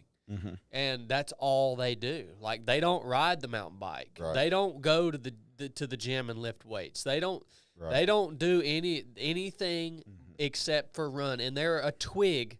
Like, they're just twigs. They have zero muscle. Right. But these jokers can run. Right. And I have also made the same decision in my life. I mean, I've won some races and I've done well, and yeah, I can run some folks in the ground. But to be at the pinnacle, I realize I'm just not willing to make that sacrifice. Like, I want to go out and ride my bike this year, 570 miles on the Colorado Trail. Like, if I want to be the best ultra runner, I can't experience that. Right. And I'm just not willing to do that either, man. Right. So I'm 100% with you on that. And I know it's interesting that you brought that up. It just shows that you are a true competitor because you realize that's the fact. Oh, yeah. Yeah. Well, for that, if you're not first, you last. Yeah. When you're trying to be the best in the world. Yeah. Yeah. Because the first is the one that's getting all the endorsements. They're getting all the big brand deals and everything and all the exposure. Second place ain't. No. And, I think I had enough wisdom to understand that, hey, I can still use my talents for other reasons. It's like I did the Monarch thing, so that was a week before Nathan's, and was it really? Yeah, and I had so much fun on that food tour, man. We went to 4 different places, even did a charity event on the way home. I'm still hurting from that. I don't know if you saw them hot wings, brother. It was the hottest thing I ever ate, man. But it was for charity. We raised $2,000, and I guess that's good enough. But I'm telling you what, it was the hottest thing I ever had in my life. Yeah, there was a 5-minute afterburn period. And I kind of set it up the night before. I'm like, hey, I want to do something for good here in Myrtle Beach. It ain't all about me, and maybe we can do something to benefit. It was to benefit veterans with PTSD and mental illnesses. I just hit up a chicken wing place and asked if, they worked with any charities, if we could throw something together last minute. And they're wanting me to eat these hot wings, you know, just to do it. And I'm like, hey, there's got to be a good reason behind this. They don't understand. Just like me or anybody listening, they don't understand what this. Right. They think, oh, this joker just likes to eat. We're going to put a bunch of food in front of him and he's going to enjoy. No, man. Yeah. This is going to freaking hurt. Hey, let alone, you know, the chance for ulcers or scarring your throat with how hot that stuff was, bro. That was they wouldn't even tell me what the sauce was. This secret recipe. Couldn't tell. I mean, it felt like it had battery acid on it. Good to me. night. Is that on YouTube? Yeah. All right, I want to go watch that today. And what's funny is that was my second time using the boom box. So I got a good vibe from the Monarch roofing crew with the boom box. So I took it to the chicken wing spot, and there was a bunch of Little League baseball players in there. I was like, oh, they'll get fired up if I come in here screaming on this thing. So I just saw a clip from that. I haven't watched the full video. I have to watch that. Well, you'll see me in some pain. You'll be like, shoo-wee. So last year then at Nathan's, right, when you're up on that stage and, you know, what – obviously it's got to be nerve-wracking. You know what you're about to have to do. It's going to be intense. Well, you know, it's a lot of training boiled down to 10 minutes. Yeah. So there's a lot of pressure for you to perform, you know. Probably my biggest push was I didn't want to let people down cheering for me. I ran some Real American T-shirts, and it was like me holding a big platter of hot dogs, you know. Just something funny, you know, Road to Coney, buns for Bart on it. And I didn't want to let the people down that supported me and supported me all these years. You know, think about all the people that's hooked me up with food over the years. And I wanted to do it for them and make them proud. You know, the year before I did it and I was 7th, and I was like, I wasn't even on the top ticker, you know, where I stayed in top 5 last year. My name was up there and people were pulling for me. And it was an amazing feeling, you know, and, not only that, but when you're up there on stage, well, you got the risk to choke, to puke. And when you're going that hard. I mean, think of doing that on ESPN national television. I mean, it'd probably be good nowadays. You get a bunch of views for it, but, you know, but being competitive, you know, you don't want to pull that card. So where's your head at before that timer starts? Like, are you calm? Are you trying to get fired up? Man, people always say be calm and don't blow all your steam before you get up there, but it's just in my DNA just to get fired up from the beginning. So, you know, I think last year I did a little Ray Lewis intro as a Hall of Fame football player. It was just like the most hype thing that I could think of doing, you know. And so I came out and did that, and kind of I got to do something with the adrenaline, man. I got to do something with it. I got to let out a Ric Flair woo or something. Yeah. You know, I got to let some of that out or it'll bubble up inside. I don't know what it'll do, but, you know, I got fired up, came out, hit some poses, you know, up there. And then it's immediately get dialed in. All right, I got my hot water containers under the table that I got from a coffee pot 4 hours ago. You know, it's all planned out. And I've got a fanny pack here full of like 8 different squirt bottles, a different flavoring. Yeah. That way I don't hit the flavor fatigue. That way I can rotate flavors, and, you know, sometimes a grape tastes good, sometimes an orange tastes good. Pineapple coconut's my favorite for hot dog buns. Might have to try it next time. But, you know, but it's game time, you know, and then the adrenaline when they do Joey Chestnut's intro, and you're like, hey, man, I was watching this on TV 6 years ago and said I wanted to do that right there. And you're there. And it's like, man, this is unreal. Yeah. You know, so to be able to see it come to fruition, you know, kind of, you know, it just confirms you get out what you put in, and anything's possible. I mean, nobody ever thought I'd be up there, you know. I love to eat. My parents might tell you that I could do it. You know, they used to cook 2 dinners, one for them and one for me. You know, for my mom, my dad, my brother would have a dinner. You know, 8 pork chops. I'd get 8 pork chops. You know, they'd get a pan of croissant rolls. I get a pan of croissant rolls. You know, it was great. And my brother's tall and skinny and don't like to eat, so even better. If he didn't want to finish his food and Dad was going to make him finish it, then he passed it under the table to me. I got you. Interesting. Yeah. So, you're up here. You're in the midst of this competition, the World Series. At what point does it start to get hard for you? It didn't. It didn't. It didn't. I just ran out of time. I Wow. felt like I could have ate more, but that's because I pushed myself so hard in training. You know, the more sweat in training, the less blood in battle. You know, so I knew that if I walked in, I was confident. That's something my dad always told me is it's okay to be nervous. It's good to be nervous, you know, as long as you're prepared. And I knew that I was prepared, and I did everything that I could to be my very best. So we just had to put it into action, per se, you know. But I never, you know, there's a few times in the contest where I had to tell myself, hey, pick it up, pick it up, pick it up. Swallow bigger chunks. Come on, get it down faster. But I never struggled. I had room for 10 or 15 more after I was done, but just ran out of time. And that's what's crazy about it is I've got a couple buddies that are ranked ahead of me in the world, and I'm like, I don't see how you do it, man, because I'm taking big bites and big swallows every time I do it, and you're still beating me by 10. How's that happen? You know, that just shows you there's different levels, and that's the people that do it all year. You know, Yeah. Where yeah. I'm half and half. You know, Yeah. but you know it was pretty refreshing to know that I didn't have to give up bodybuilding like they said I would. They said I couldn't train heavy. I still trained heavy, trained heavier than I ever have. I mean, I actually did 42 in my backyard a week before Nathan's with my training partner because he, you know, I support him all the way. He supports me all the way. You know, so he's going for Mr. Olympia, and he's going viral on all these platforms. Mr. Olympia's eating hot dogs post-workout. What in the world's this?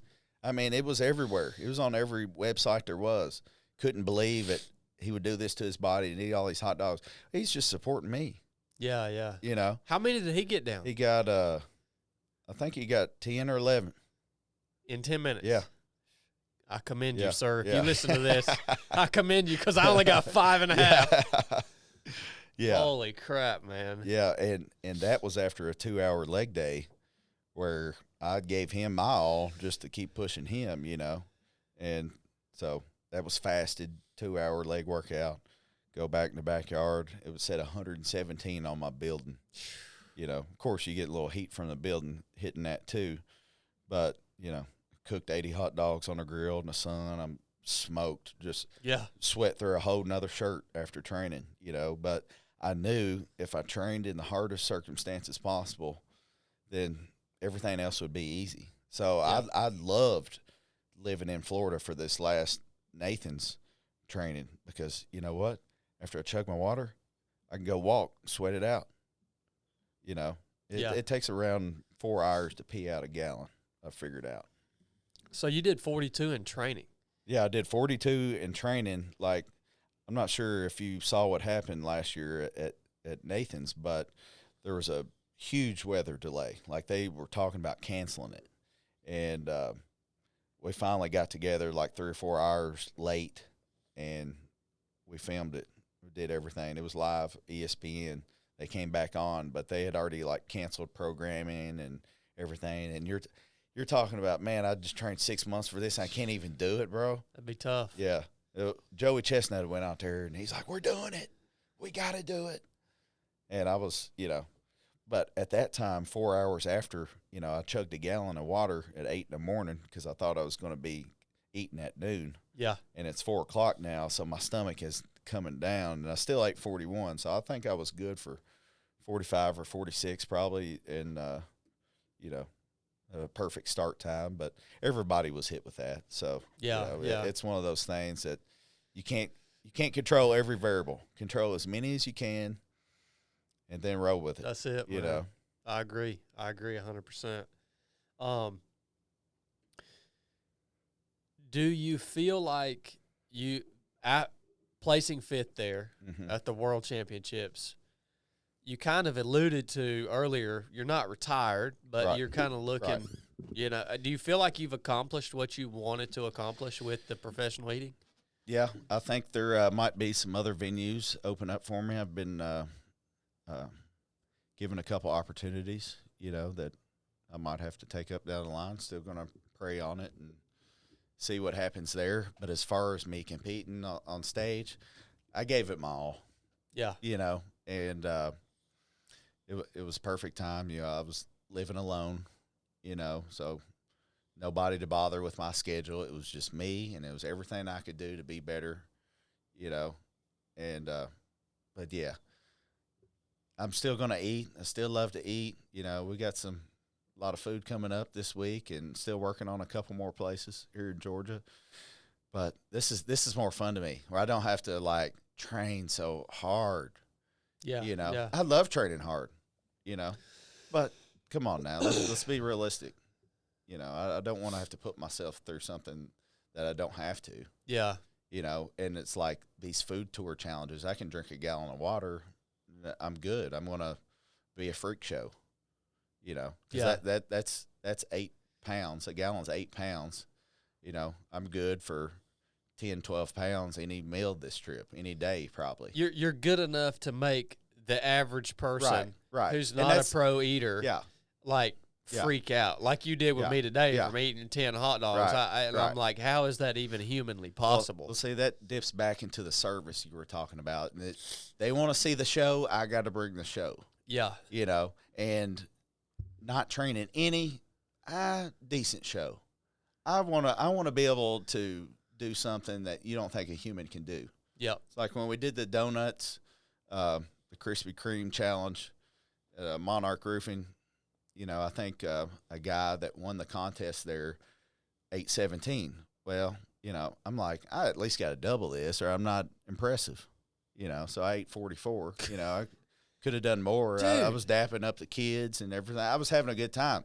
So that right there showed me. I was like, man, this is pretty awesome when you can interact, you know, with the community, and you can do something for a good cause. I think I should shift more towards that, you know, but we'll see down the line as far as competition goes. And hey, I'd love getting on the mic and getting people fired up, you know. That was a part of it that I'm kind of possibly coming into, you know. Yeah, it's just fun for me. Yeah, you're gonna make a lot more impact. I'm an adrenaline junkie too. Yeah, you know. You like to do stuff that's challenging and scares you a little bit. Well, I guarantee you, every time you speak, you get a little. Yeah, and getting up in front of people and speaking, without a doubt, it is a challenging thing. There is adrenaline involved. It is actually, for me, it's exhausting. Mm-hmm. Like when I go and speak, when I'm done, like I need 4 or 5 hours of just silence. Like. Yeah. Because I'm just mentally. Right. You're pouring yourself out. Right. That's what you're doing. Right. You're pouring yourself out into these people. Yeah. Who have expectations, you know. Right. And you wanna meet their expectations as best as you possibly can, you know. But it doesn't sound like you've accomplished what you want to accomplish with bodybuilding.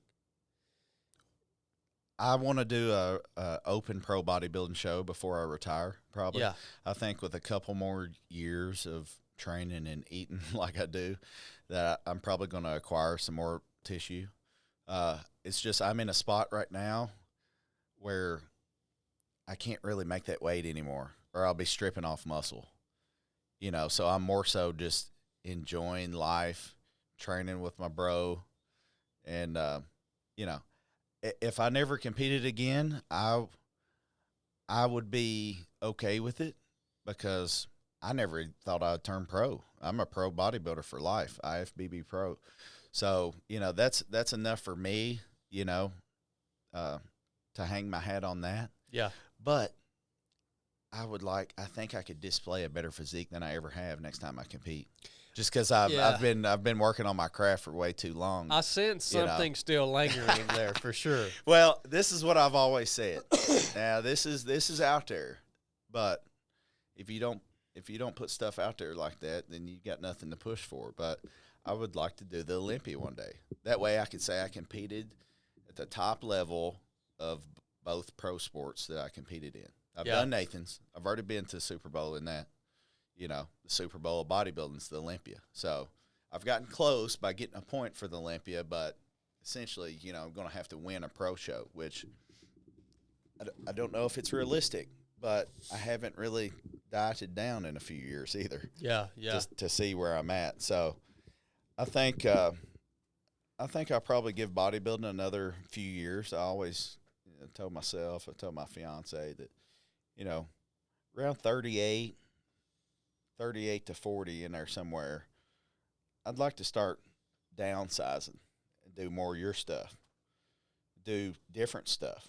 Hey, people get on me all the time about roller skating. It's fun. Oh, it's fun. No doubt about it. It's challenging. It's hard. Yeah. Hey, you fall sometimes. Hey, get back up. You know, it's good cardio. It's like I just want to be active. And, you know, when you told me that story about the blood clot deal, man, it you know, I was just praying on it the other day is, Lord, just, you know, banged up with a couple injuries. Like, Lord, just, you know, just keep my health intact, please. You know, just because I want to be mobile. I want to be active. Yeah. You know, that's my favorite thing to do is to move. Yeah.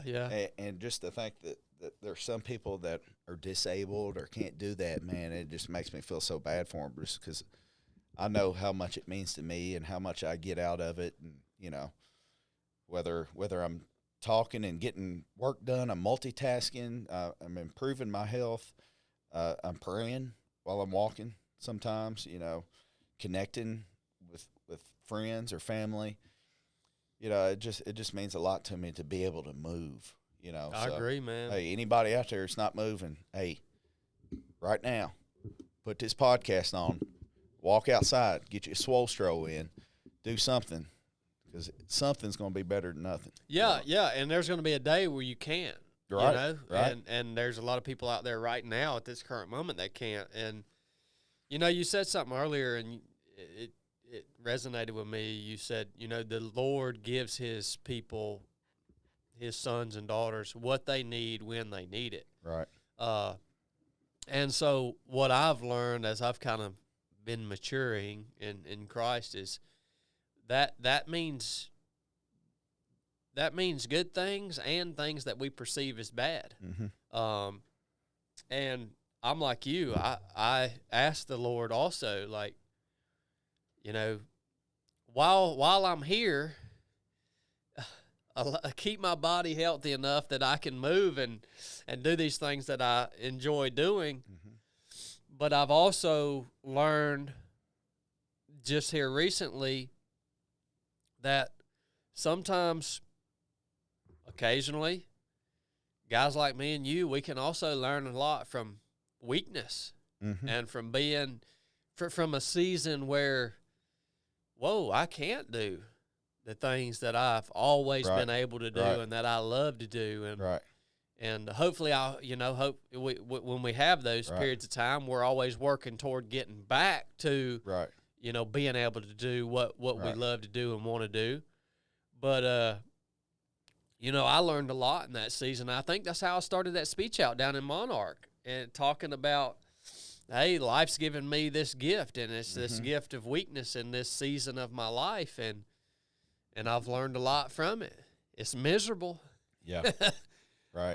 But you learn a lot from it, man. There's a reason for the season. Really there is, man. I mean, for God's people, that is the truth, right? And it's not that I believe that the Lord is ever going to make you sick. Like, I don't believe I in no way, shape, or form do I believe that the Lord has given me this illness that I'm dealing with because he wanted to teach me a lesson. Like, maybe the Lord can work in that way in some circumstances. I believe that the Lord, as our Father, does chastise his children out of love to get them back in alignment with his will and back in the path that he's chosen us to walk. But life is going to throw things at you. and then the Lord will take those things and work those things for the good of those who serve Him. Well, one thing my mentor said will stick with me forever: if it's not good, it's not over. Yeah. And no matter what you're going through a rough time. Is it good? No, it's not good right now. Well, that means it's not over, because He works all things together for our good. Yeah, man. You know what I mean? Yeah. So I get that. So if anybody's struggling with something, hey, the sooner you can surrender and give it to Him, the sooner you allow Him to work through you. That's it, man. Speaking of that, why do you love the Lord so much, man? Man, I just know, I'm just grateful for what He's done, who He's made me, and what He's doing for me, and my faith has been strengthened over the years, and I know I can't do it alone. Every wild blessing that He's given me, I'm not worthy of it, but I think He's selected me because I've tried to give Him the glory every chance I get. I try to be obedient. I'm not always obedient. I think I'm getting more obedient, but the supernatural's on the other side of obedience. So, I just love what He's done for me.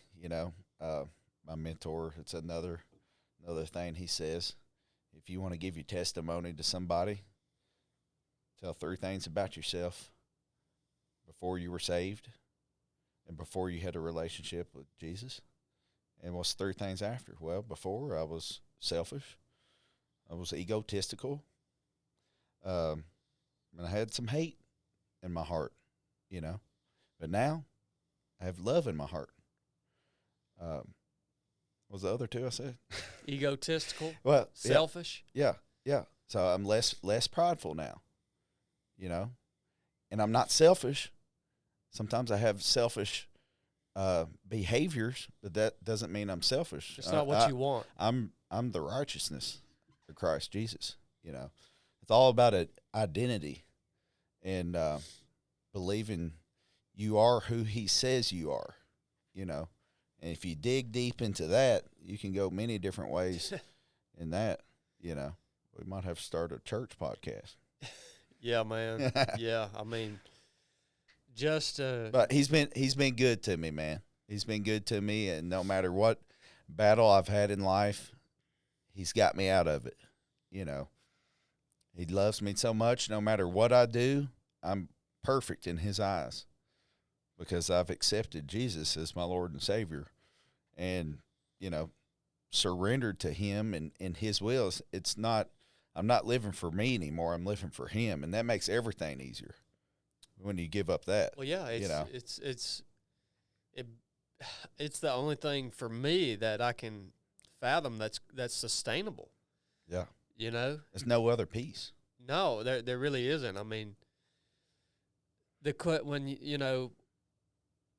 when the question is posed, like, why do you believe in God, and then why do you believe in the God of the Bible specifically? We all need to think about how we should answer that question. And if you was to ask the short answer, why do I believe in the God of the Bible and in His gospel? Because I have to. Like, what else? Right. Like, that's a very elementary, surface level answer. But for somebody that asked me that question just off the street, that's going to be the elevator pitch answer. Right. Because I have to. What else am I going to believe in? Yeah. And you say, Chadd, what do you mean by that? Well, there are a lot of different religions, religious philosophies out there. Why the God of the Bible? Because when you really distill down everything, or the fundamental principles behind all the different religious philosophies in the world, there are really only 2 religions. There's all these religions in the world that tell you if you do this, if you pray this many times, if you don't do this and you do this, you're going to earn your way to heaven. It's by works, not by faith. That's every other religion out there. It's telling you, this is how you find favor in God's eyes. Do this, this, and this. Yeah. And then there's the gospel that says you can't. Like, you can't. Like, God is perfect. And he's perfect in his judgment, his justice. He's perfect in all his ways. And there's nothing that you can do to earn his favor. Well, then I look at myself and I say, you know what? Yeah, that's the reality. And so the gospel lines up with the truth about who I am. Yeah, I can't do it, man. Yeah. Like, I deviated from that standard of perfection a long time ago. I mean, as a child, I deviated from that standard of perfection. So when did you get saved on deployment? In 2012. So tell me a little bit about it. I'm curious. Yeah. I was living, or we were temporarily staying in this building that the short is there was a freaking demon in this building. Wow. I didn't know what it was. Right. But it was freaky, dude. Yeah. Like bumps in the night, voices, things moving around. Wow. It was really freaky. This presence, you'd walk into this place and this heaviness, you just felt like something was staring you down, just bearing down on you. You couldn't sleep at night. Me and a couple guys were all in this place together. Wow. And I didn't know what it was. And I called my little brother. My little brother was a Christian, and he put me in touch with his pastor, and his pastor called me while I was, overseas, and his pastor was like, thought it was no big deal. I was like, dude, this is a big deal. Like, we can't sleep at night in here. Right. Whatever this thing is freaking us out, man. Yeah. And he said, ain't no big deal. He said, just put me on speakerphone. I'm going to walk around this place, and I'm going to pray over this place. And I was at my wit's end because I understood carnal warfare, but I didn't understand spiritual warfare, nor did I believe in it. Right. And so as I walk around this building and this man is praying in the name of Jesus, and then we get done and he tells me, take a little olive oil and anoint my door with oil. And he's praying in the name of Jesus. And I just said, well, this is the last ditch effort. And after he did that whatever was in there left. It was like total peace return to this place that we were in. And that's what led me to it opened your eyes. Saying, okay, there's some power here. Right. Like this was something real to me, and I need to figure out more about Jesus. Because I obviously growing up in the South, I had been to church meetings. Right. I had heard about Jesus. I just thought it was a cultural. I always just treated it like a cultural thing.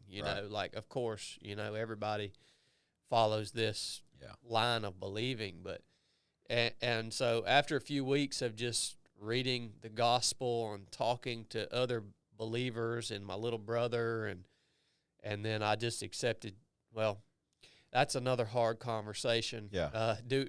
Do we accept the gift of salvation, or is that miracle of salvation, that work that's done in us, do we receive it? And the more I think about it, the more I believe it is a miracle. We receive the gift of salvation from Jesus Christ. Jesus calls us as his, and then we receive that, and a miracle is done in us. And the Holy Spirit comes in and removes our heart of stone, which is dead. Right. We're dead, man. Right. People don't understand. Man, you're going to get me on a rant here. Hey, I love it. People don't understand. Hey, let the Spirit speak, baby. If you are a preacher or an evangelist, or you want to share the gospel, you need to understand that you are sharing the gospel with dead people. And so if we had a man laying right here in this floor and he was dead, I'm talking about dead, And I yelled out to him, "Hey, hearken unto my voice. Not far from here is a hospital where we can take you and they can hook something up to your chest and it's going to shock you and bring you back to life. Now come on with me. Yeah. Let's go to the hospital." Yeah. What's he going to do? He ain't going to do nothing because he's dead. Right. He's dead as a freaking wedge. He can't hear me. No. Right? And so when we preach the gospel to people, we're preaching to dead men who can't respond to the gospel. They can't respond to God. And so a miracle has to happen where the Holy Spirit comes in by the grace of God and brings that person to life. Yeah. And then they can respond to the gospel. Yeah. So don't get frustrated when you're preaching the gospel to people who don't know Jesus and they hate you for it, because that's another thing. These dead men, they hate God. Yeah. We think, well, if we can just show this person the image of Christ, if we can just get them to picture who Christ is and what he did, if we can just be slick with our words or pull some kind of trick or explain it to them, that surely they'll come. No, man, they're just going to hate him more. Yeah. And so He's pleased by faith. exactly, You know man. what I mean? Yeah, and you got to surrender and so give that up. when he comes in and works that miracle when he worked, that's the best way I can describe it. The Holy Spirit came and worked regenerated me, made me alive for the first time. And that was overnight for me. Yeah. I woke up the next day, dude, and I was a totally different person. And you can't explain that, man. The reason I call that a miracle is because that's what it is. Because I can't go to bed one night being somebody and then wake up the next morning and change my mind about who I am and act that out. I can't do that. You are who you are. Yeah, it's a miracle that you get saved on deployment and then come back and then, share the gospel with your wife, and same happens to her. Yeah. I mean, it's only God could do something like that. Think how crazy that is. Yeah, man, it is. Think of two totally different people. I agree. Yeah. We don't talk about enough. I feel like in American Christianity, the message is, well, step out, make the decision now to step out of the line that's going to hell and step into the line that's going to heaven. And if you do that, you're good. Right. But this is so much more than the decision than a decision that some dead man makes. Well, a lot of it, the Bible says, God says he'll spit you out of his mouth if you're lukewarm. Yeah. He'd rather you be cold, where you don't even know him yet, and you have the chance to know him, versus, thank you, I'm good, I got a ticket, I'm going to heaven, and no relationship. Yeah, well, that's the thing. When the Lord comes in and does that miracle and changes your heart, you become responsive to him. You want to be like him. He changes your literal desires. Right. And that's what produces the change of action in your life. So you have so many people who in the church who think they're good, but there's no evidence of that in the way that they live. And I'm not right here. I'm not preaching we're not salvation by works. Yeah. Again, we started this conversation with establishing the fact that the Bible says you can't do it. Mm-hmm. You can't be completely righteous. I'm just telling you, when you have an experience with the living God, your desires change, and then therefore your actions change. Yeah. And it's not because of your will, it's because of the miracle that was worked in your heart. Yeah. Well, in the Bible it says, I don't know where, I have to look it up, but God convicts of three things. He convicts a sinner, he convicts the righteous, and he convicts on the judgment. Okay, so, if he convicts a sinner, once he convicts you of being a sinner, well, that's when you have the opportunity to receive salvation by dropping everything you have and believing the gospel and following him. Well, once you make that decision, he convicts you of righteousness. So, like, my mentor's big on saying, I'm not a sinner anymore. You become what you believe, what you think about. Yeah, man, that's you deep. think about sinning all the time, you're going to sin. That's Listen, deep. I'm not perfect and I will sin, but I'm not a sinner. I'm the righteousness of Christ Jesus. Yep. So any time that I mess up, that's not who I am. Let me renew my mind. You know, it's in the Bible, renew your mind. Yep. You know, and any time that I'm hit with something, you know, somebody pulls out in front of me, traffic, flipping me off, I don't have to respond. It's not who I am. That's it, man. And that's deep, man. People say, you know, well, how many Christians you say, oh yeah, I'm just an old sinner, you know, I love sin, you know, and I just can't help it because of my flesh, you know, but you know what, I've been forgiven, you know, but I love to sin. Like, well, put it this way, I don't want to be standing at the gates and filling in hot water for not really doing much other than, you know, saying I'm saved. I hate it when I do something contrary to God's word and God's will. You got that spirit in you, and that's something. When you said spiritual warfare earlier, I heard it not too long ago, and I kind of experienced some of that. Me and my fiance were about to get engaged, and she got hit with a mirror that flew off her wall and hit her, like trying to prevent this from happening. Right. We had to postpone it. We had to postpone the engagement because it was crazy. And then, you know, it happened again a week later. The night before proposing, my mirror at the house flew off the wall and smashed. I mean, we're talking about an 8-foot mirror that was propped up and wasn't no wind blowing, wasn't nothing. It was just like demonic force. It can't do nothing to us. It can try, you know, but at the end of the day, God wins. Yeah, man. God wins, and this is just a distraction.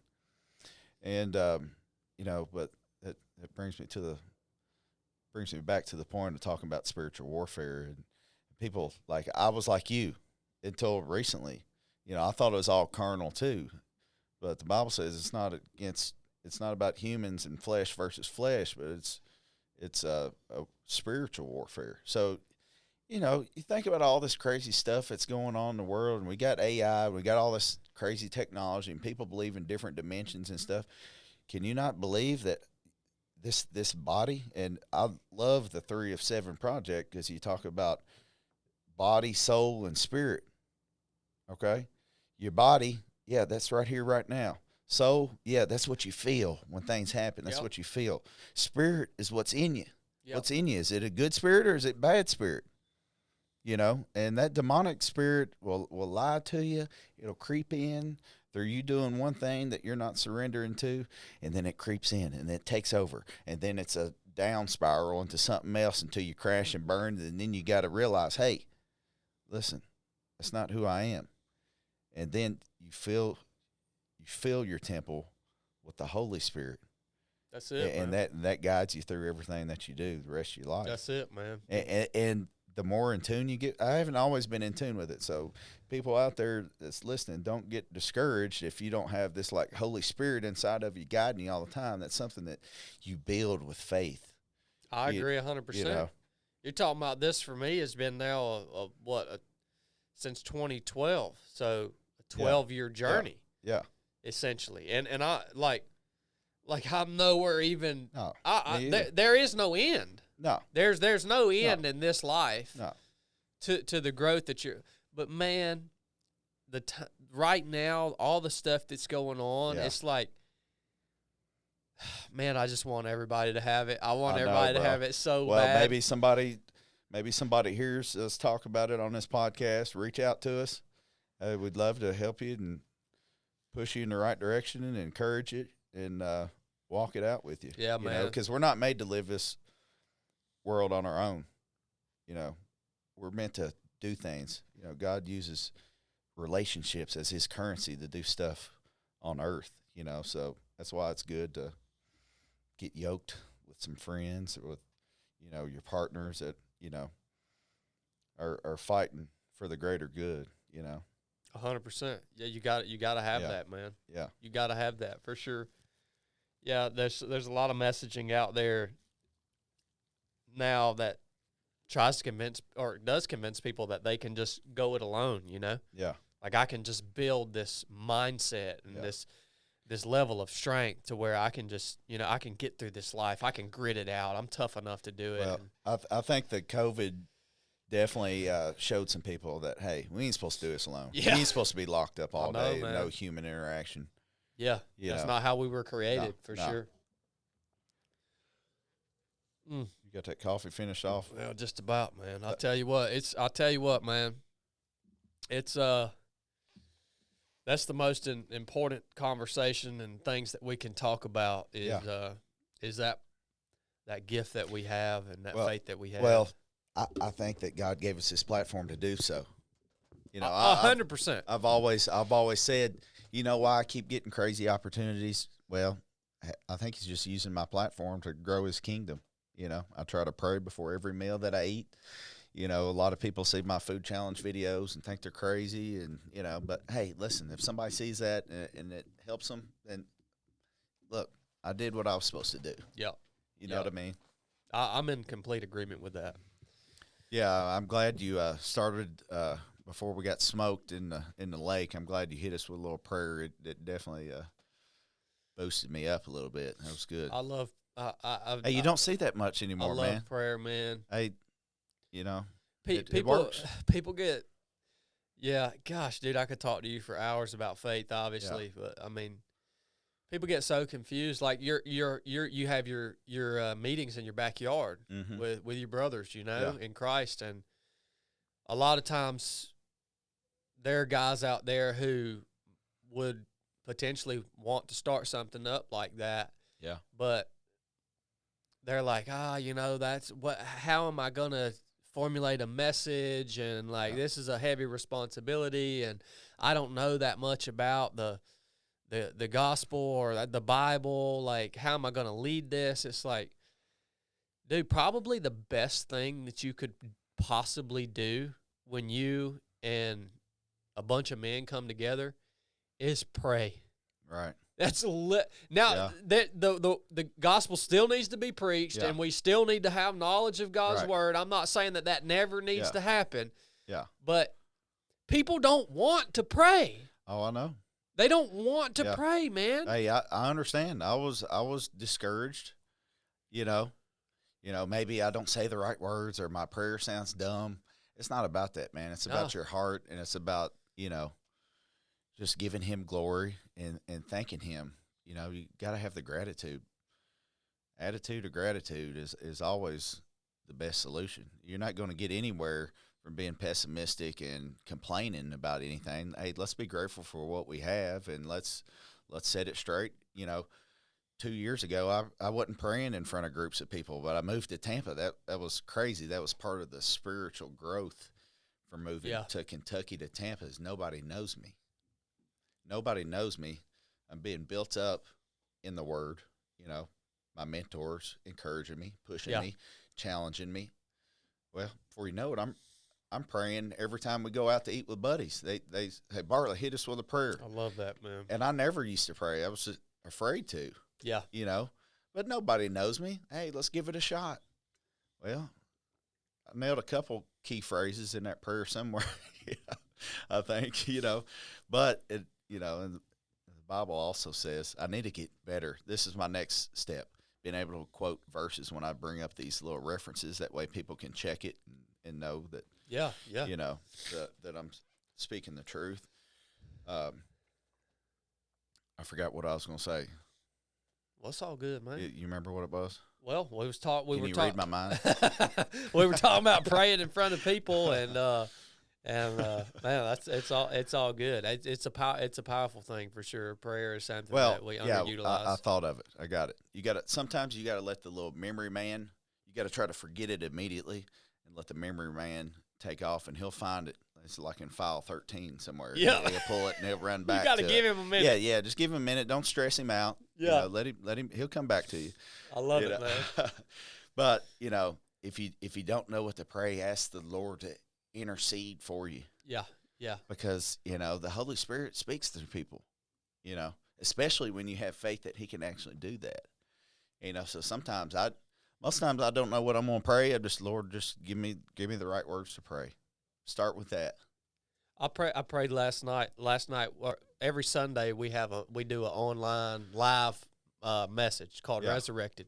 Oh, nice. And we do it for our patrons. Oh, we have sweet. a Patreon page, and I like it. It's awesome. It's my favorite thing that I do online. Mm-hmm. Me and Blake just swap weeks. But last night I prayed for us on Resurrected, and like my prayer was literally, God, help us. That was it. Yeah. It's like sometimes exactly to what you're saying. Yeah. You don't have to have the words. It's just crying out to the Lord, help us. When you was speaking earlier, I felt it was heartfelt, and I could feel it. Yeah, praise the Lord, man. Feel the Spirit. Yeah, hey, anywhere there's two or three gathered in His name, He's there. So yeah. I knew He was with us today. That's how He allowed me to not fall out on the SEAL test, I believe. It was a good day, man. It was a good day. It was a good day. Well, man, I think we'll wrap it up on that. Is there anything else you want to put out there? I definitely want you to let the listeners know where they can find you, follow you, and check out what you're doing moving forward. But anything else just that's on your heart that you wanted to share that we didn't cover, man? I think we pretty much covered most of it. I'm just a wild, crazy hype guy now that's, been blessed with so many opportunities, so many different things. I think God just keeps on giving me crazy things to add to my business card. I got another one I'm working on. I'll talk to you once we get off the air here, but I got a TV show coming up towards the end of the year, which would probably be one of the biggest things I've done so far. So that's awesome, man. So grateful for all the opportunities and grateful for this experience. When you or your team hit me up, I knew that we had to get down here and do it because I've seen some of your stuff before, want to connect with you, over fitness and faith. It's my two favorite things. Now, three favorite things: fitness, faith, and food. Yep. That might be a new podcast right there. Fitness, yeah. Faith, and food. No kidding, man. I can talk about those all day. Yeah. But, yeah, grateful for the opportunity. Had an incredible day today. You're responsible for the Georgia food tour that we kind of put together. Since I'm going to be in the area, I want to check out a few places to eat. And I don't know, the Monarch Roofing event kind of set me into a different little trajectory. But like I said, I enjoy traveling. I enjoy eating. I enjoy working out. So we're going to keep rolling with it until God points me in a different direction. Yeah. Maybe multiple directions at once. That's how He usually does it. Yeah. But, grateful for the 3 of 7 project. Love what you're doing and grateful to be a part of it. You can check me out, Dreamweaver Fit on YouTube.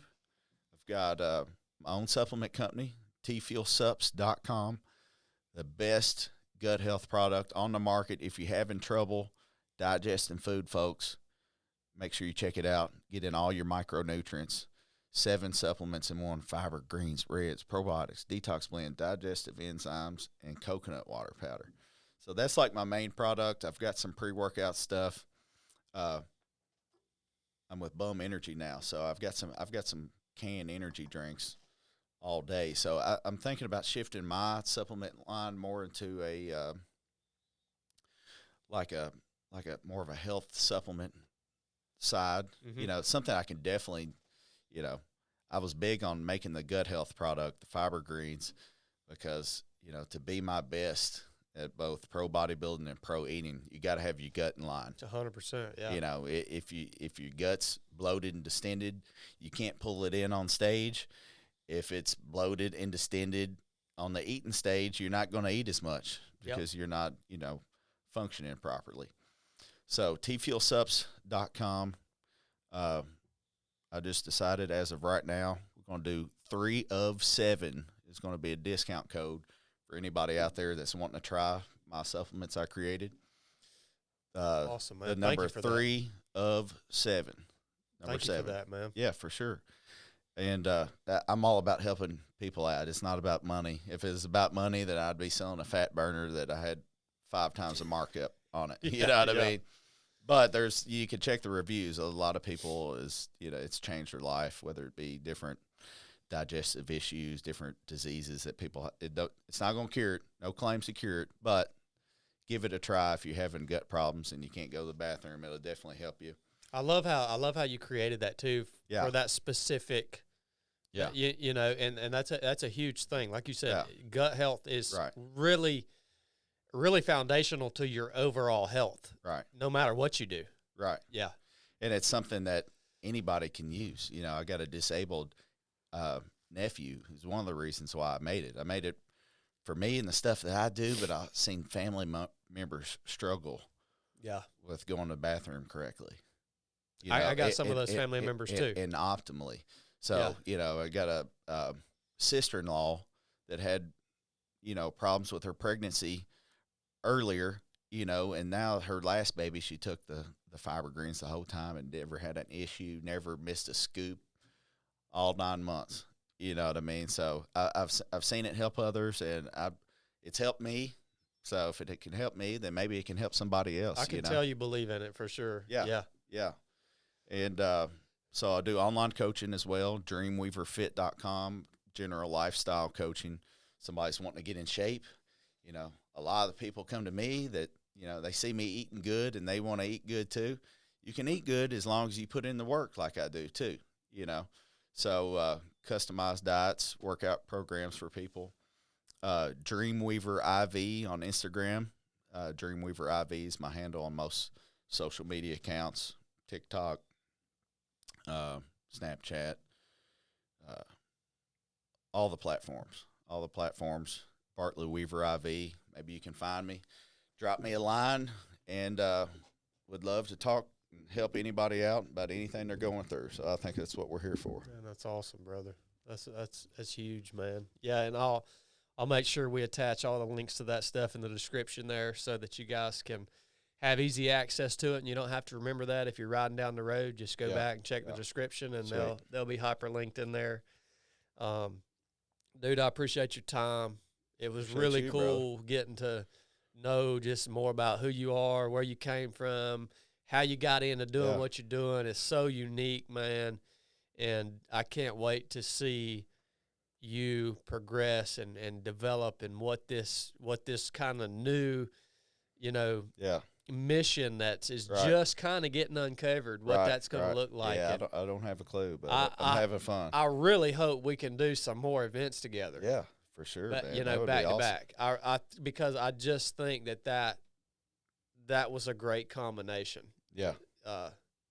Hey, I'd love to get the crowd fired up for you and eat, and then let you take over. I really think that's a good idea, man. I really do. So, for sure, Lord willing, we'll talk about that in the future. So, sounds good, brother. Well, guys, thank you so much for tuning in. The show wouldn't be possible without you guys that listen and support us on Patreon. And you guys are the reason we're able to do this. So, thank you so much from the bottom of my heart. I love you guys. Hope you have a good rest of the day, wherever you're at. Enough said. Enough said, baby.